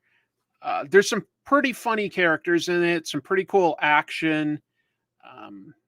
Yeah, it's wild. I totally get why this is popular. It's really good art. I think you can just sort of see that, like, it's expressive and funny, but it draws pretty girls. It's definitely a little sexier than most comics. It's like intentionally, got really pretty girls in it, but it also has some good monsters here and there. Let's see. I wanted to see if I could find one. Well, I like this thing where they go up against Turbo Granny. They throw a bunch of baseball bats at her, and like all of her like orifices just turn into teeth. That's pretty creepy. So it's both creepy and funny. Dan to Dan. Interesting discovery. Interesting discovery. Let's hope for a great year of the dragon for us. Yes. The aliens look sick. Yes. Plus, the Dan to Dan mangaka is actually one of the assistants of Chainsaw Man author Tatsuki Fujimoto, which is as good a transition as any that I will get to. I picked up a book by Tatsuki Fujimoto. Now, Tatsuki Fujimoto is obviously most famous these days for doing Chainsaw Man, but he has taken little breaks to do one-shots. And I picked up this one, which I think a lot of people here would appreciate. Look Back is about two girls that are very different artists, but they're both artists that are in like fourth grade or something when they meet each other, and they both end up making manga, and the one of them is really an introvert to the extent that she just stays at home, like she doesn't come out of her house. This person. And the other artist is more outgoing, but she recognizes that Kiyomoto here is a much better artist and really challenges her, Fujino, to become a better artist. But Kiyomoto really loves Fujino's artwork and it inspires her to come out of the house. And they form a friendship and they get into making manga together. Now, there is sort of a tragedy that happens in this, and I won't quite get to that, but it's a fairly realistic, grounded book about people that overcome a lot of obstacles to become professional artists, which is nice. Oh yeah, Fujimoto's art is great, and I'm glad that Fujimoto-san does things like this that they're passionate about, because I think that like keeps them excited and makes them really good artists. Let's see. Yes, I still need to read Goodbye Airy. Every time I remember to get it, it's sold out, but I will get it. There are parts of it that are definitely cute, which kind of makes the tragedy that much more painful, to be honest. So I'm not trying to present it as it's a pure happy book. It's definitely more of a drama. It's not like light and fluffy per se. But ultimately, it is about what it takes to be a real artist. Yes, it's a good character-based story. It's a character portrait. Character portrait. So I like comics that are about comics. So that was a really nice discovery. So yeah, Tatsuki Fujimoto, best known for Chainsaw Man. Yokinobu Tatsu was an assistant on Chainsaw Man, now is doing Dan to Dan. This started in 2021, to be clear. Dan to Dan started in 2021. So it's not super far in, by the way. It's still pretty easy to pick up. But this one is just a one-shot. So this is the whole story. It's about that big. Let's talk about some of the new monthly comics that came out this week. I'm going to go ahead and start with Duke. If you follow me on social media, you may have seen a short, like about 1 minute video I made this week, because I was pleasantly surprised with Duke. Yes, Drifting Life is great. Drifting Life is great. So this is part of, Kirkman and Skybound's Energon universe. That I don't know if you can see that, but there's like EU there. Is it going to focus? It's not quite going to focus. It's hard to say because of the colors, but it says EU. So it takes place in the same world as Void Rivals and Transformers. And I think a lot of Joe fans were concerned about this in the sense that G.I. Joe is a lot more grounded than both sci-fi concepts. You know, sometimes they've got a little sci-fi, maybe some cloning or a special, like, you know, vehicle, but it only goes so far. It only goes so far. This is a really great action book. For my money, I thought that it, like, you know, it's clear that it takes place in a world with the Transformers, but the Transformers are not really in this issue. I think that they would potentially overwhelm the story. That is a legit concern. But they're also the impetus for Duke going on a mission. Duke is presented as the best of the best as far as American soldiers go. He's basically Captain America without the super soldier serum. Okay. And he primarily works on successful extractions, saving people in different like situations. Okay. He goes into, you know, hostile territories and rescues people. Well, that makes him pretty likable. He's capable. He's doing heroic missions. There's a lot to like about him. It sets him up as, like, you know, a really amazing guy. In fact, he's so capable and so decorated that you're like, well, so what's the problem? Well, the problem is in Transformers #2, he encountered very briefly Starscream and just barely escaped with his life. And it has upended his world. You know, he's like, what kind of world am I living in here? He's kind of, he's fallen apart. He's fallen on hard times. He's ready for, like, Hawk is ready to basically, you know, like, drum him out of the military if he doesn't, like, straighten up. He starts going on his, he goes on his own mission to investigate what he thinks could be, like, you know, these robots and stuff. Takes him across Dr. Adele Burkhart. And if you ever read the original Larry Hama continuity, she was in issue 1 of G.I. Joe Real American Hero back in 1984. This is a different version, though. Anyway, he's looking into stuff, and it sends him on a path where he becomes the underdog. And I like that because Duke is really, really capable, but he becomes the underdog in this situation because he, you know, is starting with no support. He doesn't have any extra resources. And look at this. We see, like, plans of something called Mars, which we know is Destro's company, weapons manufacturer. That to me looks like the mass device. That was the first G.I. Joe cartoon. Cobra had a device called the mass device.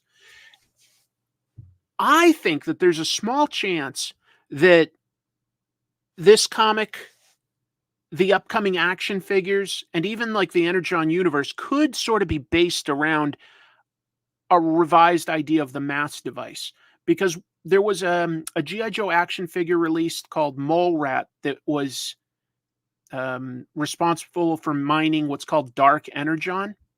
I wouldn't be surprised if that's the fuel source that Cobra and Mars uses. But anyway, so it's cool. Like, you know, Duke basically, you know, like, is going undercover to investigate where he thinks are, like, you know, making robots, but we recognize them, if you know G.I. Joe at all, as weapons that Destro manufactures, ultimately for Cobra. We've got the Snake armor, we've got Hiss tanks, we've got Fang helicopters. So the existence of Transformers starts Duke on this path, but he actually encounters, what do you call it? Like, not Cobra, but definitely Destro. There's also some really interesting characters seeded into this. This is Mercer, a character that was a toy about halfway through the line, who was a G.I. Joe that was supposedly a former Cobra soldier, but here he's working for Destro.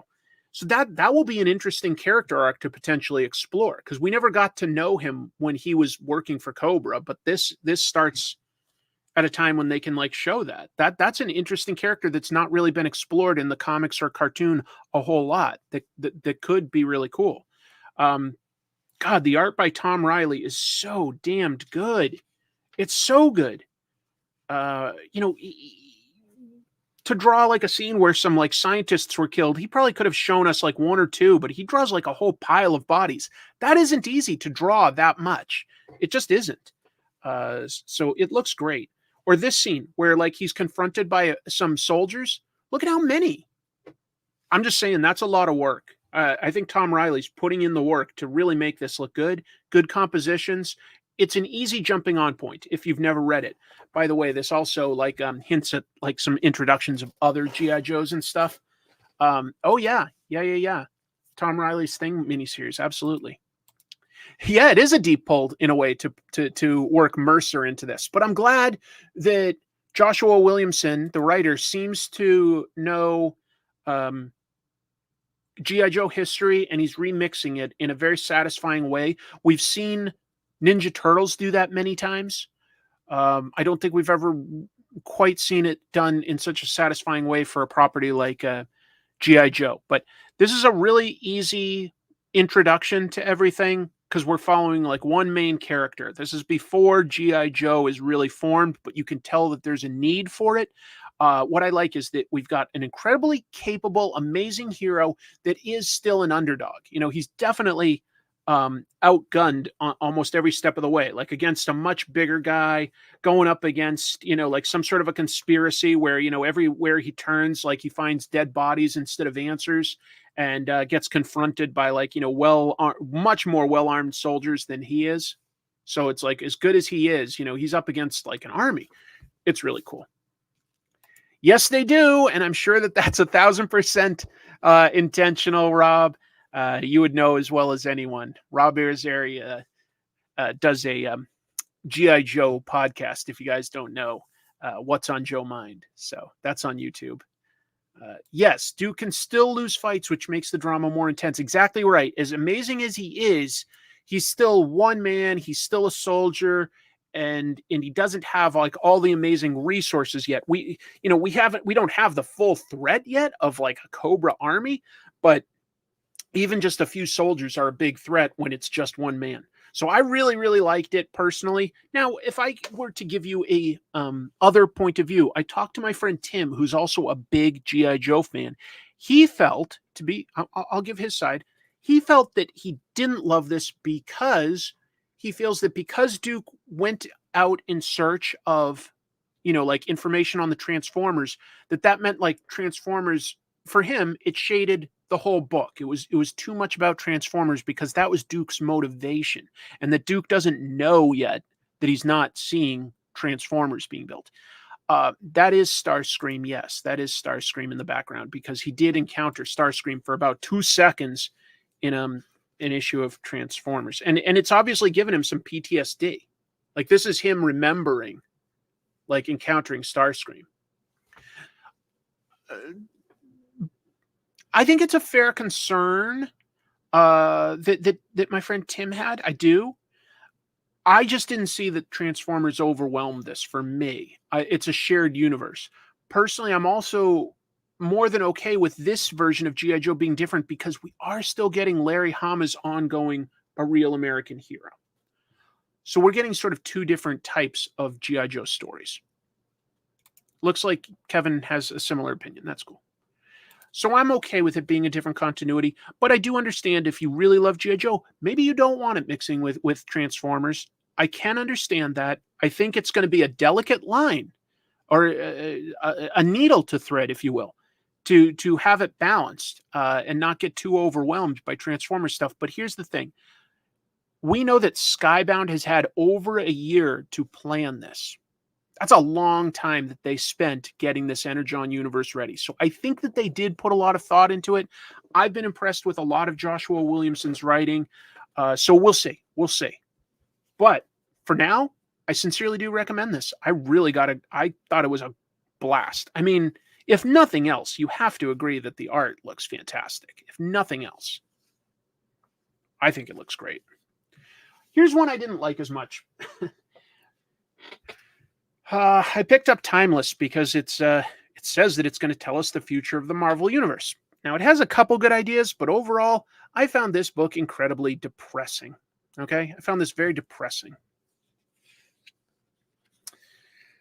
So, this takes place in the supposedly definitive future of the Marvel Universe, in a far future where Moon Knight has basically taken over. It's an apocalyptic world. Everybody praises Moon Knight, okay? Khonshu rules all. There's one person left, only one hero left alive to face him. Luke Cage, Power Man. But this is a Power Man that he's remembering stuff from his past, our future of the Marvel Universe. These are things that will supposedly happen in the future. I don't know what you mean by that. Like, because Danny Rand is absolutely a main character and he's a straight white man. So I don't quite know what you mean by that. But maybe it was a joke I don't get. Sorry. Oh, and let's just say I agree with you here, Eric, and I hope that they do have a better idea. I just didn't care for this ultimately, but it hints at some stuff that probably will happen. We've got some sort of a big story that'll happen with, I guess, Nova. We've got Tony Stark seemingly in like sort of Giant Man level Iron Man armor, or maybe this is Hank Pym Ultron. Now that I think of it, I really don't know. I'm looking at the arc reactor, but this side of the face sort of looks like half Hank Pym, half Ultron. Either way, these are definitely Marvel zombies, it looks like. So maybe we'll get Marvel zombies. This one, it does amuse me because I've been enjoying the Immortal Thor, and that's Minotaur, and he bought he bought Marvel Comics so that he can have the fandom and worship of the God of Thunder. He can control that now. The Thing from Fantastic Four digging a small hole, whatever. Hulk versus Blade. I'd like to see that. I'd like to see that. We'll see. Happy 2024. Okay, let's see. I'll pause. Gold, silver, bronze time. Top 3 versions of the Justice League or Avengers, if you prefer. So that is tough. I'll say that like the Justice League, I know who my top 3 would be. The initial JLA that Grant Morrison did with artist Howard Porter, which basically had like, the big 7, Batman, Superman, Wonder Woman, Flash, Green Lantern, Aquaman, Martian Manhunter. Great team. Second, Justice League International, J.M. DeMatteis, Keith Giffen, Kevin Maguire. Classic. I've made an episode about that, where you've got Shazam, Booster Gold, Blue Beetle, Fire, Ice, Batman, Guy Gardner. Funny, interesting, cool run. The third one, kind of underrated in my opinion. It's very weird. There was a time when the JLA was based in Detroit and the leader was Aquaman. Doesn't seem like the easiest place for Aquaman to get to. They had members like Gypsy and Vibe. All I can say is it felt like they just were allowed to do whatever they wanted. So that was kind of cool. Anyway, top Avengers teams. That's a little tougher because they do switch up, I think. Well, no, they don't switch up more, but there's definitely been a lot of teams. That one's tougher. I can tell you who some of my favorite Avengers are, but I'd have to think harder about when that era was. Thank you for the support, Mike. Appreciate that. Thank you. Thank you very much. All right. So going back here, here's the thing. So yeah, this is hinting at some of the stuff to come, obviously in the Marvel universe. But the one idea I liked in this is that Power Man is the last hero left alive, right?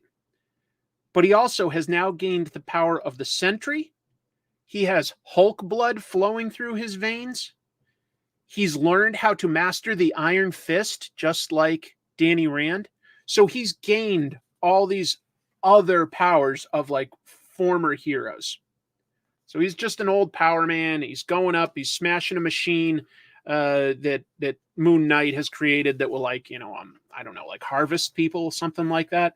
And the twist to all of this is Where do they reveal it? I guess it's sort of revealed here. You don't see his face, but it's Danny Rand, Iron Fist, that's been corrupted by the god Khonshu, and he's the Moon Knight. Okay. I mean, I guess, like, seeing these two go up against each other is kind of interesting, but it's just too depressing to think that all these other heroes are gone and the two friends are fighting. I love them as a duo. We get other hints at stuff that's supposedly going to come, like this, the new Punisher, Joe Garrison, going up against Punisher in War Machine armor. Is that Frank Castle or somebody else? I don't know. A bunch of, like, new heroes. A lot of these look like the Young Avengers and stuff. We'll see. We'll see. There's Scarlet Witch fighting somebody that I have no idea who it is. But ultimately, I just sort of found this depressing. So, wasn't really for me.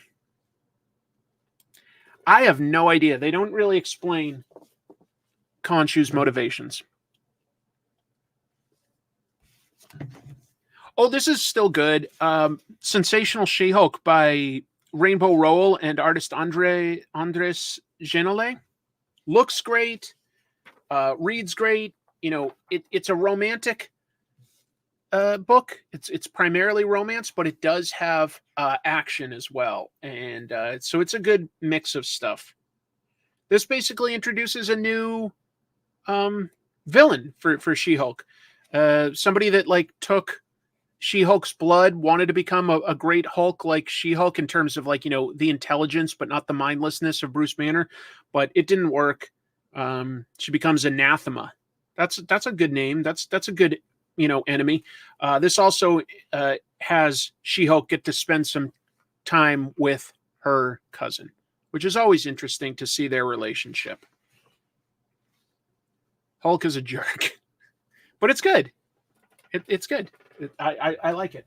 I was a little split on this issue of No One. I've been talking it up as a great crime comic that has a vigilante hero. But we don't know who the killer is, and we don't know who No One is. And this one it's at a point where it has so many characters that I'm a little confused. Now, the back of No One always has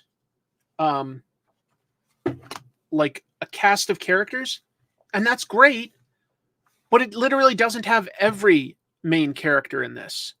So No One starts at a point where the supposed serial killer has already been locked up and No One already exists. I think it's good to start a story not too soon. Like, start it once some actual action is happening and there's a conflict, and fill people in on the backstory. But I feel like maybe Kyle Higgins and Brian Buccellato started it too late. I needed to understand a bunch of these suspects better, and I feel like I don't understand them that well. So I got a little lost in this. I'll say this. Once No One is in trade paperback, I'm sure it will read just fine. It will probably read a lot better, to be honest. It will probably read as a good mystery, because you'll be able to just... But it's been like, this is issue 7. Those month gaps for a big mystery, I get a little confused. And maybe that's just me. Maybe there are other people that are smarter than me that are not having any trouble keeping up. I'm having a little trouble keeping up. It is a lot of characters, but that's okay. I like a lot of these characters. I like that there's a lot of suspects. I literally get lost trying to remember who's who, though. Yeah. I reviewed issue 2 last week, I want to say. Deviant is interesting. What else came out this week? Just a couple things. Predator versus Wolverine wrapped up. And look, this is not a deep comic at all, okay? But I'll tell you what. Ben Percy, Ken Lashley, Kei Zama, they deliver what's advertised. You get Predator versus Wolverine. This is the 4th issue of the miniseries. It wraps it up. And yeah, it's got Wolverine outsmarting the Predator. Wolverine basically becomes the Predator in this. So last time they fought, Wolverine had destroyed or stolen the Predator's mask. So now the Predator is wearing a bear skull, which it got when it fought Wolverine the first time back in the, like, I don't know, 150 years ago in the Canadian tundra. So yeah, you've got Wolverine in his Japanese samurai days, and then later during the early days of him joining the X-Men, where the X-Men actually like refused to let Wolverine go by himself. They're like, no, we're going to help you whether you like it or not. And yeah, the Predator doesn't have a chance, to be honest, in the end. It's good, though. It's good. And then Wolverine does finally fight it by himself in the modern day. Look, you want to see Predator versus Wolverine? This gives it to you. Is it especially deep? No. It goes across a lot of the eras of Wolverine's history, which we've seen hinted at lots of different comics. You know, he's got his wilderness days on the frontier of Canada. He's got his Weapon X days when he was turned into, you know, a soldier. He's got his mind-wiped Cold War days. He's got his Japanese samurai training days. He's got his early X-Men period. He's got a lot of history. Is it canon? I don't think so. I don't know, though, because this is the final issue. But to answer, like, is it canon? All I can say is, in this story, in his Weapon X days, the scientists do take some of the technology from the Predator's helmet to sort of mind wipe Wolverine when he's becoming Weapon X. So I don't know if that's supposed to be a new canon. I don't think so. I think that they did it just for this. I'm not overthinking it, because it would be a pretty big change to say that like Predators do exist in the world of the Marvel universe. I don't know.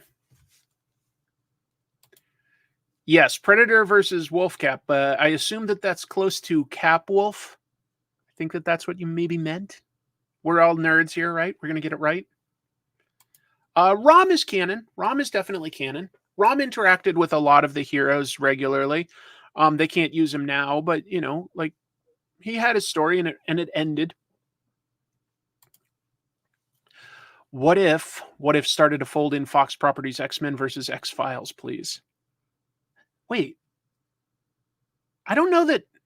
Does Disney own X-Files? I'm not sure. I know it aired on the Fox channel, but I'm not sure it was produced by Fox. I don't remember if that's one that they own.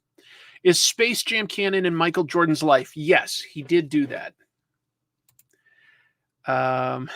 Archie versus Predator is canon. Okay. What about Black Suit Spider-Man and Transformers 3? I'd say retroactively not canon for either. Sometimes you have to be really loose with canon, though, people. It doesn't affect the story that much to just forget certain elements. X-Files is on Disney Plus. I did not know that. That's, oh man, come on, Disney. Let's get an X-Files comic going. All right, Dad. Let's reboot X-Files with an actual plan. That would be so fun. Oh man.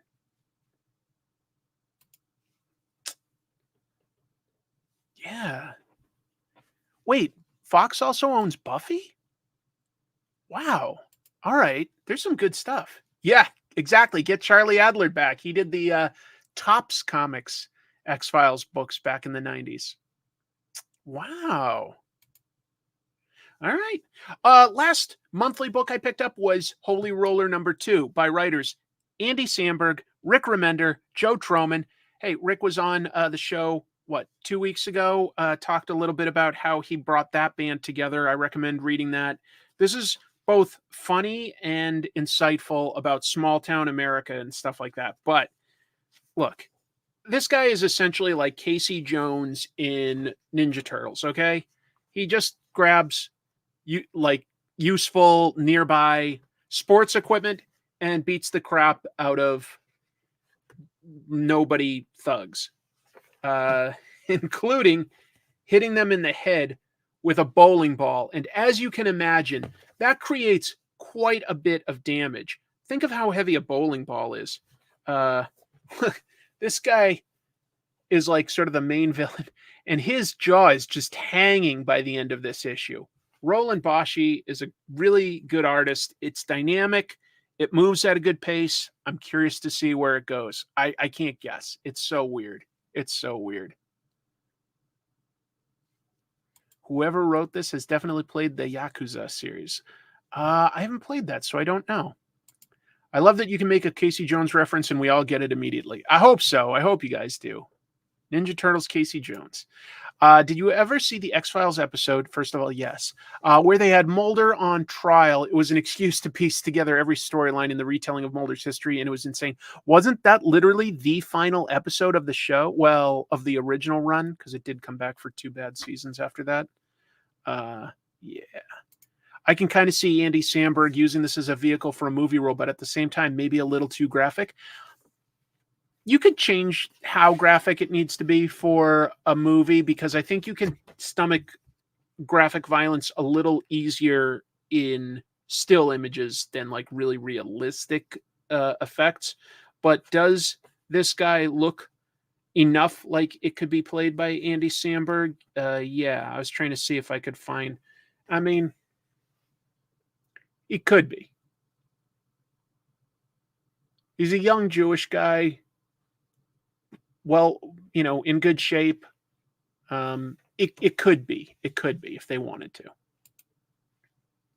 Fear Agent or Low, which Remender book should I read next? Oh, Fear Agent, but they're both great. They're both great. Last thing I want to say that I read, this has taken me a little longer than I expected tonight, but we talked a lot about the CGC scandal. I got this. I supported Nick Patera's book on Zoop, and I got Ax-Wielder Jon. Now, this is a book about like just a badass barbarian on the run, and it is so over the top. You know, this isn't Conan per se. It's a guy that like wears all these like 10 or 11 skulls that he really loves. Okay. I'm not going to give away the twist of why. There's a specific reason for why. He's being hunted down by, you know, an evil empire. Let me see if I've got a good establishing shot of where they live, because it looks like, you know, Castle Grayskull or something. Can I find that? Yeah, there we go. Castle Blackrock. Okay, this is where the bad guys live. And I don't know what Ax-Wielder Jon did to annoy them, but, you know, he's being chased by hundreds of bad guys. They all fall off a cliff, and as they're falling, he's just slicing and dicing them up. So this is some pretty over-the-top carnage. Lots of detail, though. It's great. It reads fast. It's, yeah, a little tongue-in-cheek. It's really creative with, like, the enemies that they face and stuff. It looks really good. And there's a great emotional twist to why Ax-Wielder Jon has all these, you know, big skulls that he carries around and protects them so carefully.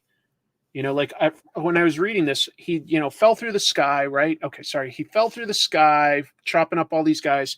And then when he landed, I was like, why didn't he do a dive? He lands like on his back to protect the skulls. And then like, you know, he carefully counts them after that.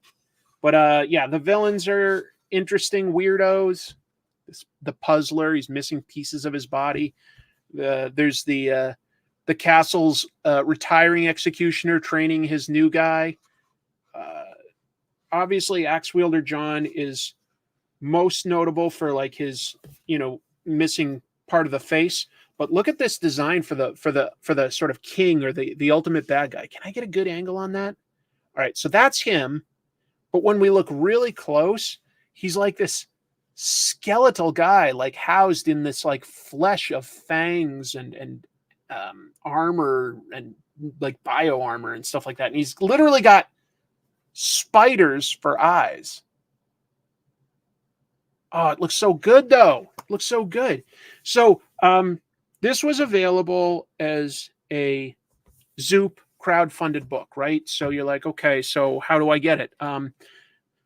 hopefully, like Nick has plans to continue this story. So there probably will be a second volume, and maybe you'll be able to get the first volume, like a reprint with it. But there were a bunch sold to comic book retailers. So you may, if you think this looks interesting, I would recommend calling your local comic shop to see if possibly they bought some.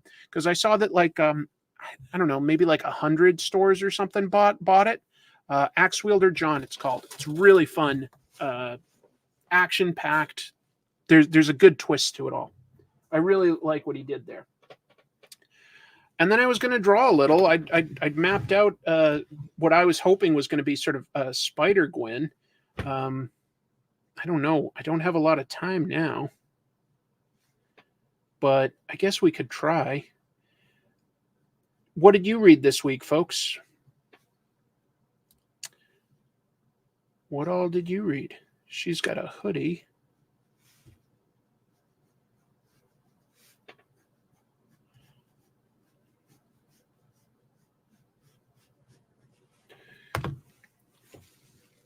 Hopefully Oni or someone picks it up as a monthly, like what happened with Faceless and the Family. That would be cool. He is in a living monster suit, or maybe he's a monster that swallowed a guy. I think he's a monster living in a monster suit.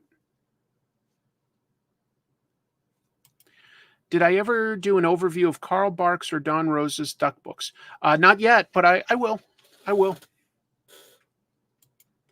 Don't quit until you have something else lined up, Jay. Just, yeah. Oh, cool. You read all of Seeger's Popeye. Very nice. Very nice. That's great to hear. Where do I have a pen? Here I do. Let's see if this one's in good enough shape. I'm going to take off my glasses so that I can draw. Oh, you know what? I was about to start drawing, but I better map out where the spider web is first.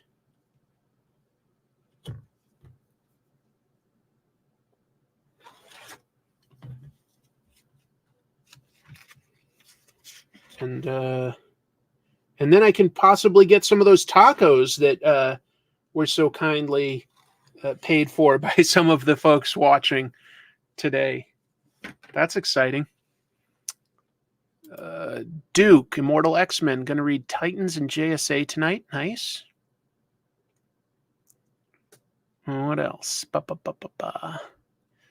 About to read Grendel's Devil by the Deed Master Edition. Very cool. Very cool, Marco. I think you'll like it. Oh, there's somebody else that got the Master Edition of Grendel Devil by the Deed. Pretty amazing comic. I haven't read the new, the remastered version, but I probably will. I do like Grendel. Please Kill Me crossed with From Hell. Okay. Justice Society of America. No glasses, Chris looks wrong. Yeah, I think anytime you're used to looking at somebody with glasses, I agree. Like, it doesn't look right when they don't have those glasses, but sorry. I'm at the point where I can't see up close when I'm wearing my glasses because they're for distance.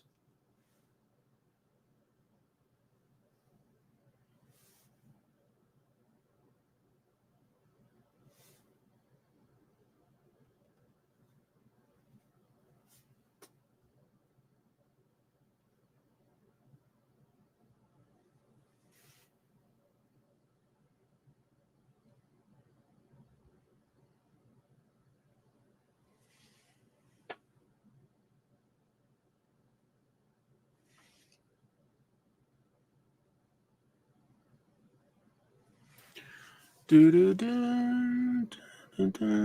Popnecker, that would be fun. Good luck with your deadline. It's baffling that a whole season of Grendel is done and nobody can watch it. Oh, it's crazy. Absolutely crazy. I don't know if they finished the whole season, but yeah, they filmed a lot of it and then just got dropped from Netflix. So weird. Look at those glasses. Yeah, exactly. Can I be a nerd if I don't have glasses on? I've heard good things about Chroma. That's is that the one by Wes Craig? Am I thinking of the right book there?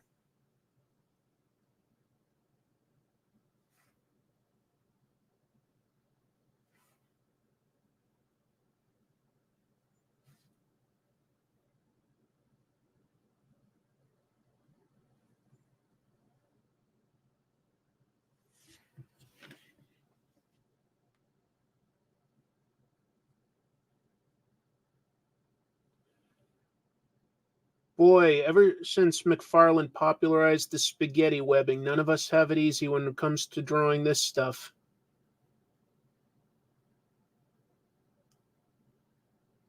Gotta draw a lot of lines to make it look right.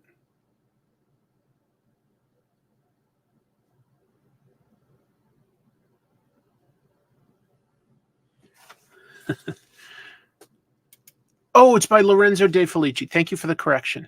Thank you. Oh, Matt Wagner has seen all of the Netflix episodes? I did not know that he said that. That's interesting. Oh, man, that's really crazy. I don't really like clam chowder, actually. No, I know. It's like what everybody back home eats, but I never really liked it. I did not see that actor passed away. That's too bad. That's too bad. I just don't draw the spaghetti webs, okay?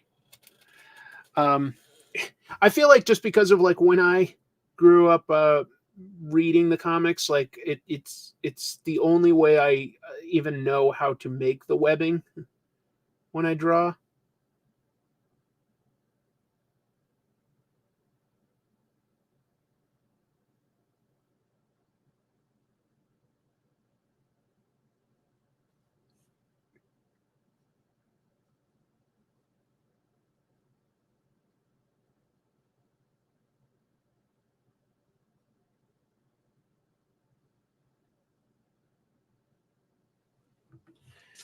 For good or for ill.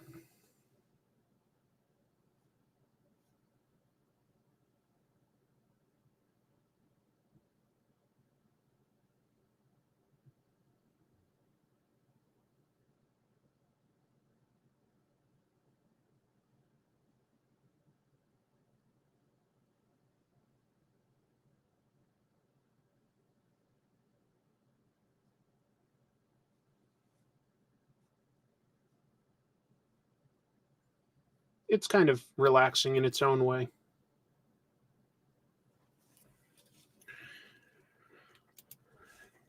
Ever read any Antarctic Press or AC Comics books? I don't think I've read anything by AC Comics. Antarctic, I'm sure I've read one or two, but it's hard to remember right now. Unless is Crossed through Antarctic? I've at least read that. I think I've read some others. I guess I'm used to it. I find his style of webbing easiest to have it come through, probably personal preference. I can understand that. Let's see. I was glad to see Green Arrow is now an ongoing series. Yeah, I've heard it's selling well. Yeah, maybe I should check that out again.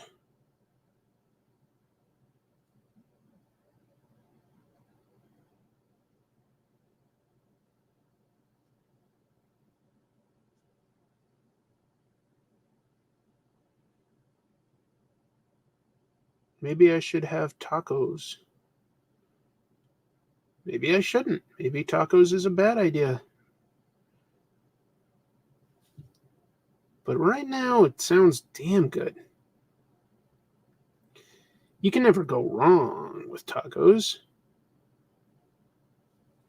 All right, let's do a little work on the body here.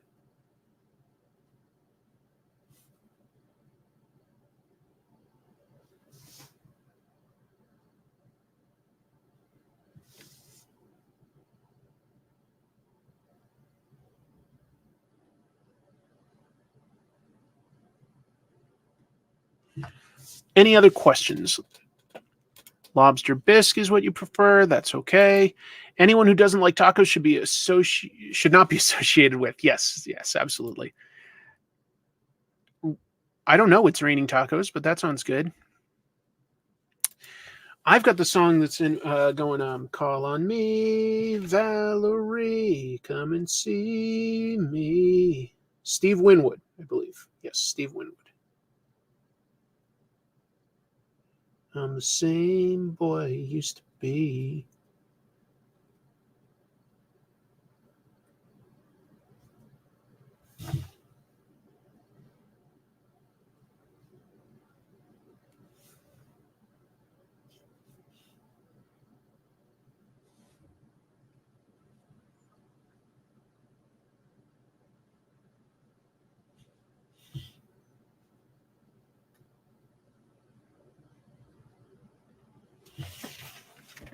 Mm-hmm.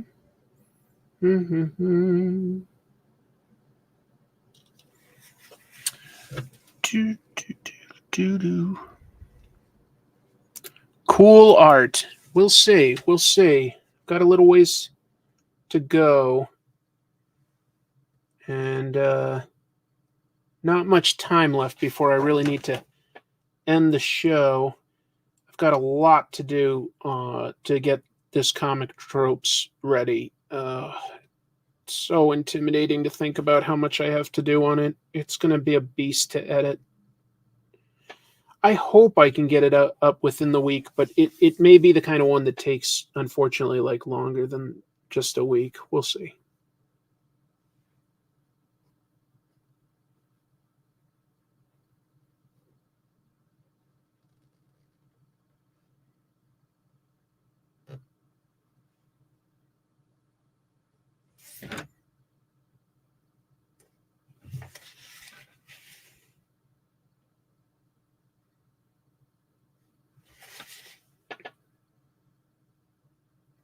I'm giving more and more thought to just sucking it up and, hiring an editor for my show.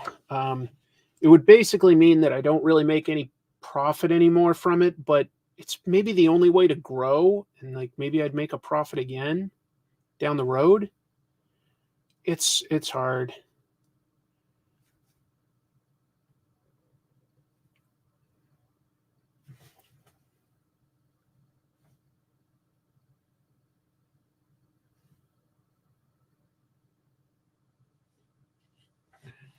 Do, do, do, do, do, do.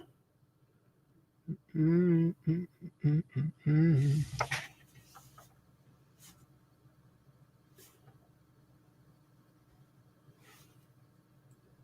I like the idea of making the best possible show that I can.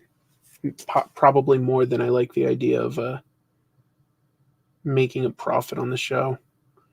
I've kind of given up on the idea that it would that like YouTube could necessarily be the career, but maybe it could pay for itself at least. We'll see. We'll see. Just stuff I'm thinking about.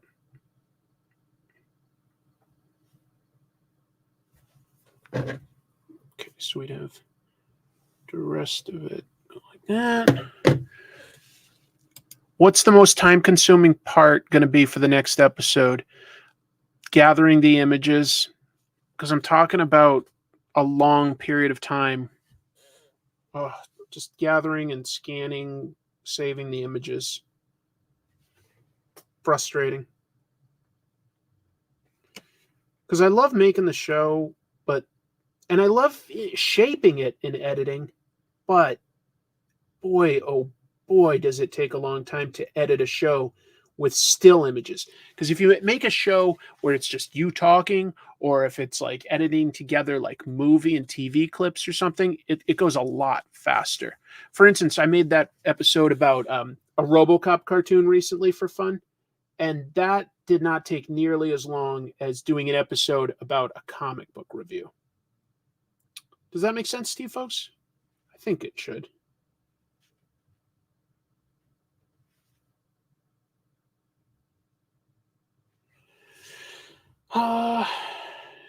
Okay, so I think that those are the outlines I need to make Spider-Gwen, but now I really need to find a good eraser so that I can like erase some of these lines underneath. Oh, I have a Patreon. It brings in, honestly, like I don't want to like get into like too much of the numbers, but let's just say that like everything like all together. No, I don't want to even get into it because I'm not trying to make people feel bad for me or anything like that. And I'm very grateful for the people that do support me on Patreon. It isn't a lot. It's more than what YouTube gives in ad revenue, but like YouTube ad revenue, by the way, is garbage these days. Just garbage. It's next to nothing. No. Roy Thomas says that he deserves some credit for creating Wolverine. Really? That's news to me. I'll have to look into that. That is really interesting to hear. What would he have done on it, I wonder? I'll read up on it. Definitely practice still life. I've never tried to like get hired to do portraits or anything, but definitely done still life. When I have time, I love doing life drawing stuff. And I am changing up my schedule by the end of January, where I will now have Wednesday nights free. Once a month here in Seattle on Wednesday night, they do Doctor Sketchies, and I've never been free because I always work Wednesday nights. But now I'm going to work Tuesday night, and I'll take off the Wednesday night, so I might start doing some live drawing again, which would be really nice. It's the super chat that taxes. They take like 50%. I don't think they take that much out of anything like that. I don't have the time for doing something like that right now, Beowulf, because what I'd really like to give a shot at with whatever free time I can carve out, I would really like to try to finalize one of my comics, like sort of update it, because like when I wrote it, I was like younger, and I think I can do, like get it a little better and maybe hire an artist to draw it. That's what I'd like to do.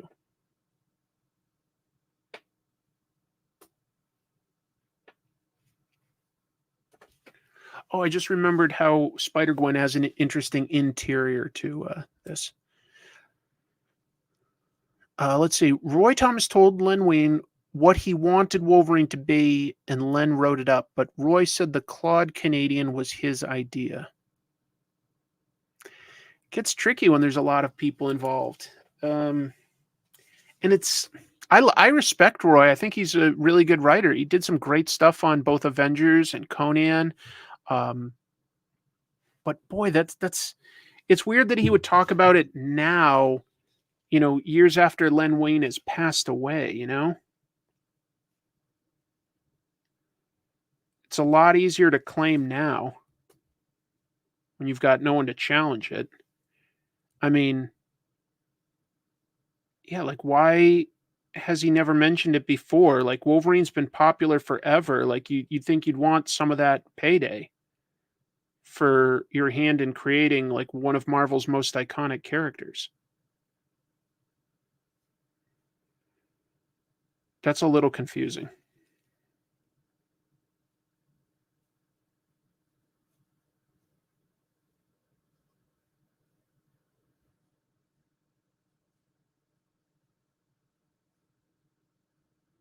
But it's possible. It's definitely possible. Oh, he said it before Len passed away. Well, okay. That lends a little more credence. Have I done much crossover with the Weekly Planet? No crossover in terms of like working together. I've talked to them a little bit through social media, and just like when I did my Vampirella cover, I asked them if they wouldn't mind mentioning it one week, and they were kind enough to. And any other time, they've just been like, out of the kindness of their heart, like mentioned or plugged my show. I love watching their show. I think that they're really funny and pretty well educated on film and TV, like criticism like that. So I like them a lot, but I've never like collaborated with them, if that's what you're asking. I don't even necessarily know what that would look like, but yeah, definitely respect the Weekly the Weekly Planet. Silly question, but how come some articles and YouTube videos remove the words inside the comic bubbles whenever comic panels are showed? Is it to avoid copyright claims by the comic publishers? I think so, but I don't understand why that would work. I feel like I'm doing review and analysis. I don't, and so I have never bothered. Well, no, that's not true. Once or twice on some manga, I've removed what's in the word balloons because I felt like it was slightly distracting, if that makes sense. But as to why some channels white out the words in the balloons, I can only assume that they feel that makes it transformative. I'm not 100% sure why. But I also have never tried to look into that, because when you're just recapping a comic or a comic storyline, I, I do get a little confused as to like where the fair use and transformative aspects come in. Uh, I know that they're popular. I'm not saying that they're not, but I don't quite understand why publishers haven't gone after them. But I wouldn't be eager for them to, because then like where do you draw the line? That said, I feel pretty comfortable in what I do, but I wouldn't be comfortable just recapping something. Thank you. Oh, now I can afford some hot sauce on the tacos. Oh, Buck, you've made my night. Wow.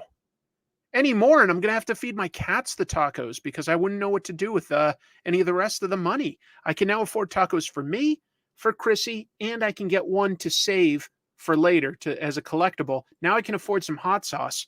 I mean, what else would I do?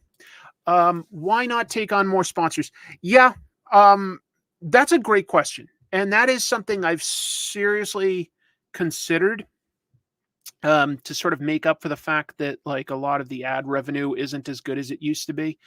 Uh, Here's the one trick there is when you do the ad, you have to submit it for approval, which usually takes at least 24 hours. So that's adding a whole more day to the production schedule. I'm barely able to keep it at a week as it is. So it's possible I could do that, but I very likely have to like slow down to only like 2 episodes a month if I was doing sponsored ads in them. And I've been trying to just do as many episodes as I can because I don't love dealing with the approval process. And a lot of them I turn down just because I don't think they're good products. But there are some that I would do. There are. It's something I am considering. It's hard. If I did hire an editor to speed things up, I'd possibly also take some sponsorships to help basically pay for that. Because yeah, if you're paying them for their time, like it almost like cancels out any revenue that you make. But maybe it's worth it. It's a tough decision. But I do want to make the show better, and that maybe that comes like if I had an editor, then I could just focus on improving like the audio and that would be nice because I know people would prefer me to have like a better produced show. Decisions. Let me see if this eraser will do anything. Just testing it first. Yeah, good. Okay. Let's get rid of this face that I had laid in just to help me map everything out. I feel like I made her face too long, but I don't know. We'll get rid of like the toes because she's wearing a whole suit.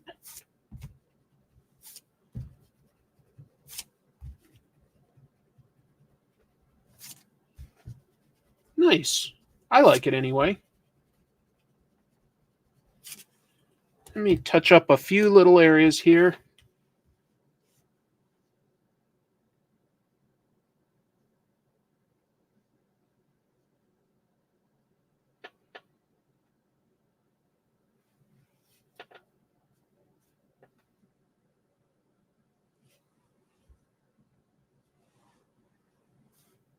Yeah.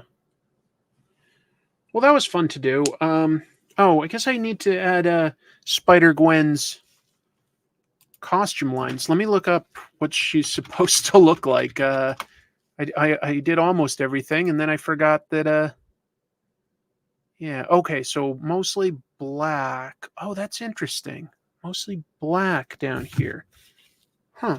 Okay. And then the arms. The arms are what? Okay. So like this. We'll go like that. And then this would be spider webs going up here.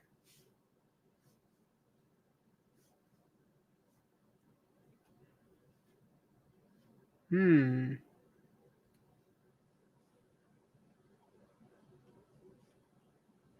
this isn't really done at all, is it? This isn't done at all.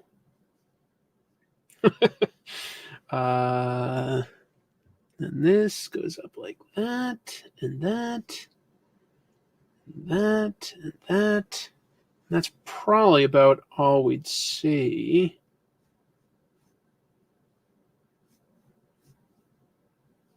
I probably won't finish this, actually. I think I need to get going and buy tacos and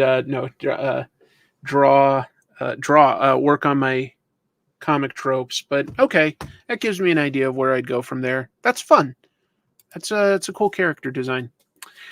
Chuck T or ballerina shoes. I was probably going to do ballerina shoes since I basically just drew feet. Yes, Rob Liefeld is probably the opposite of a foot fetishist. Exactly. Folks, Happy New Year. Happy New Year. Let's hope that 2024 is great for all of us.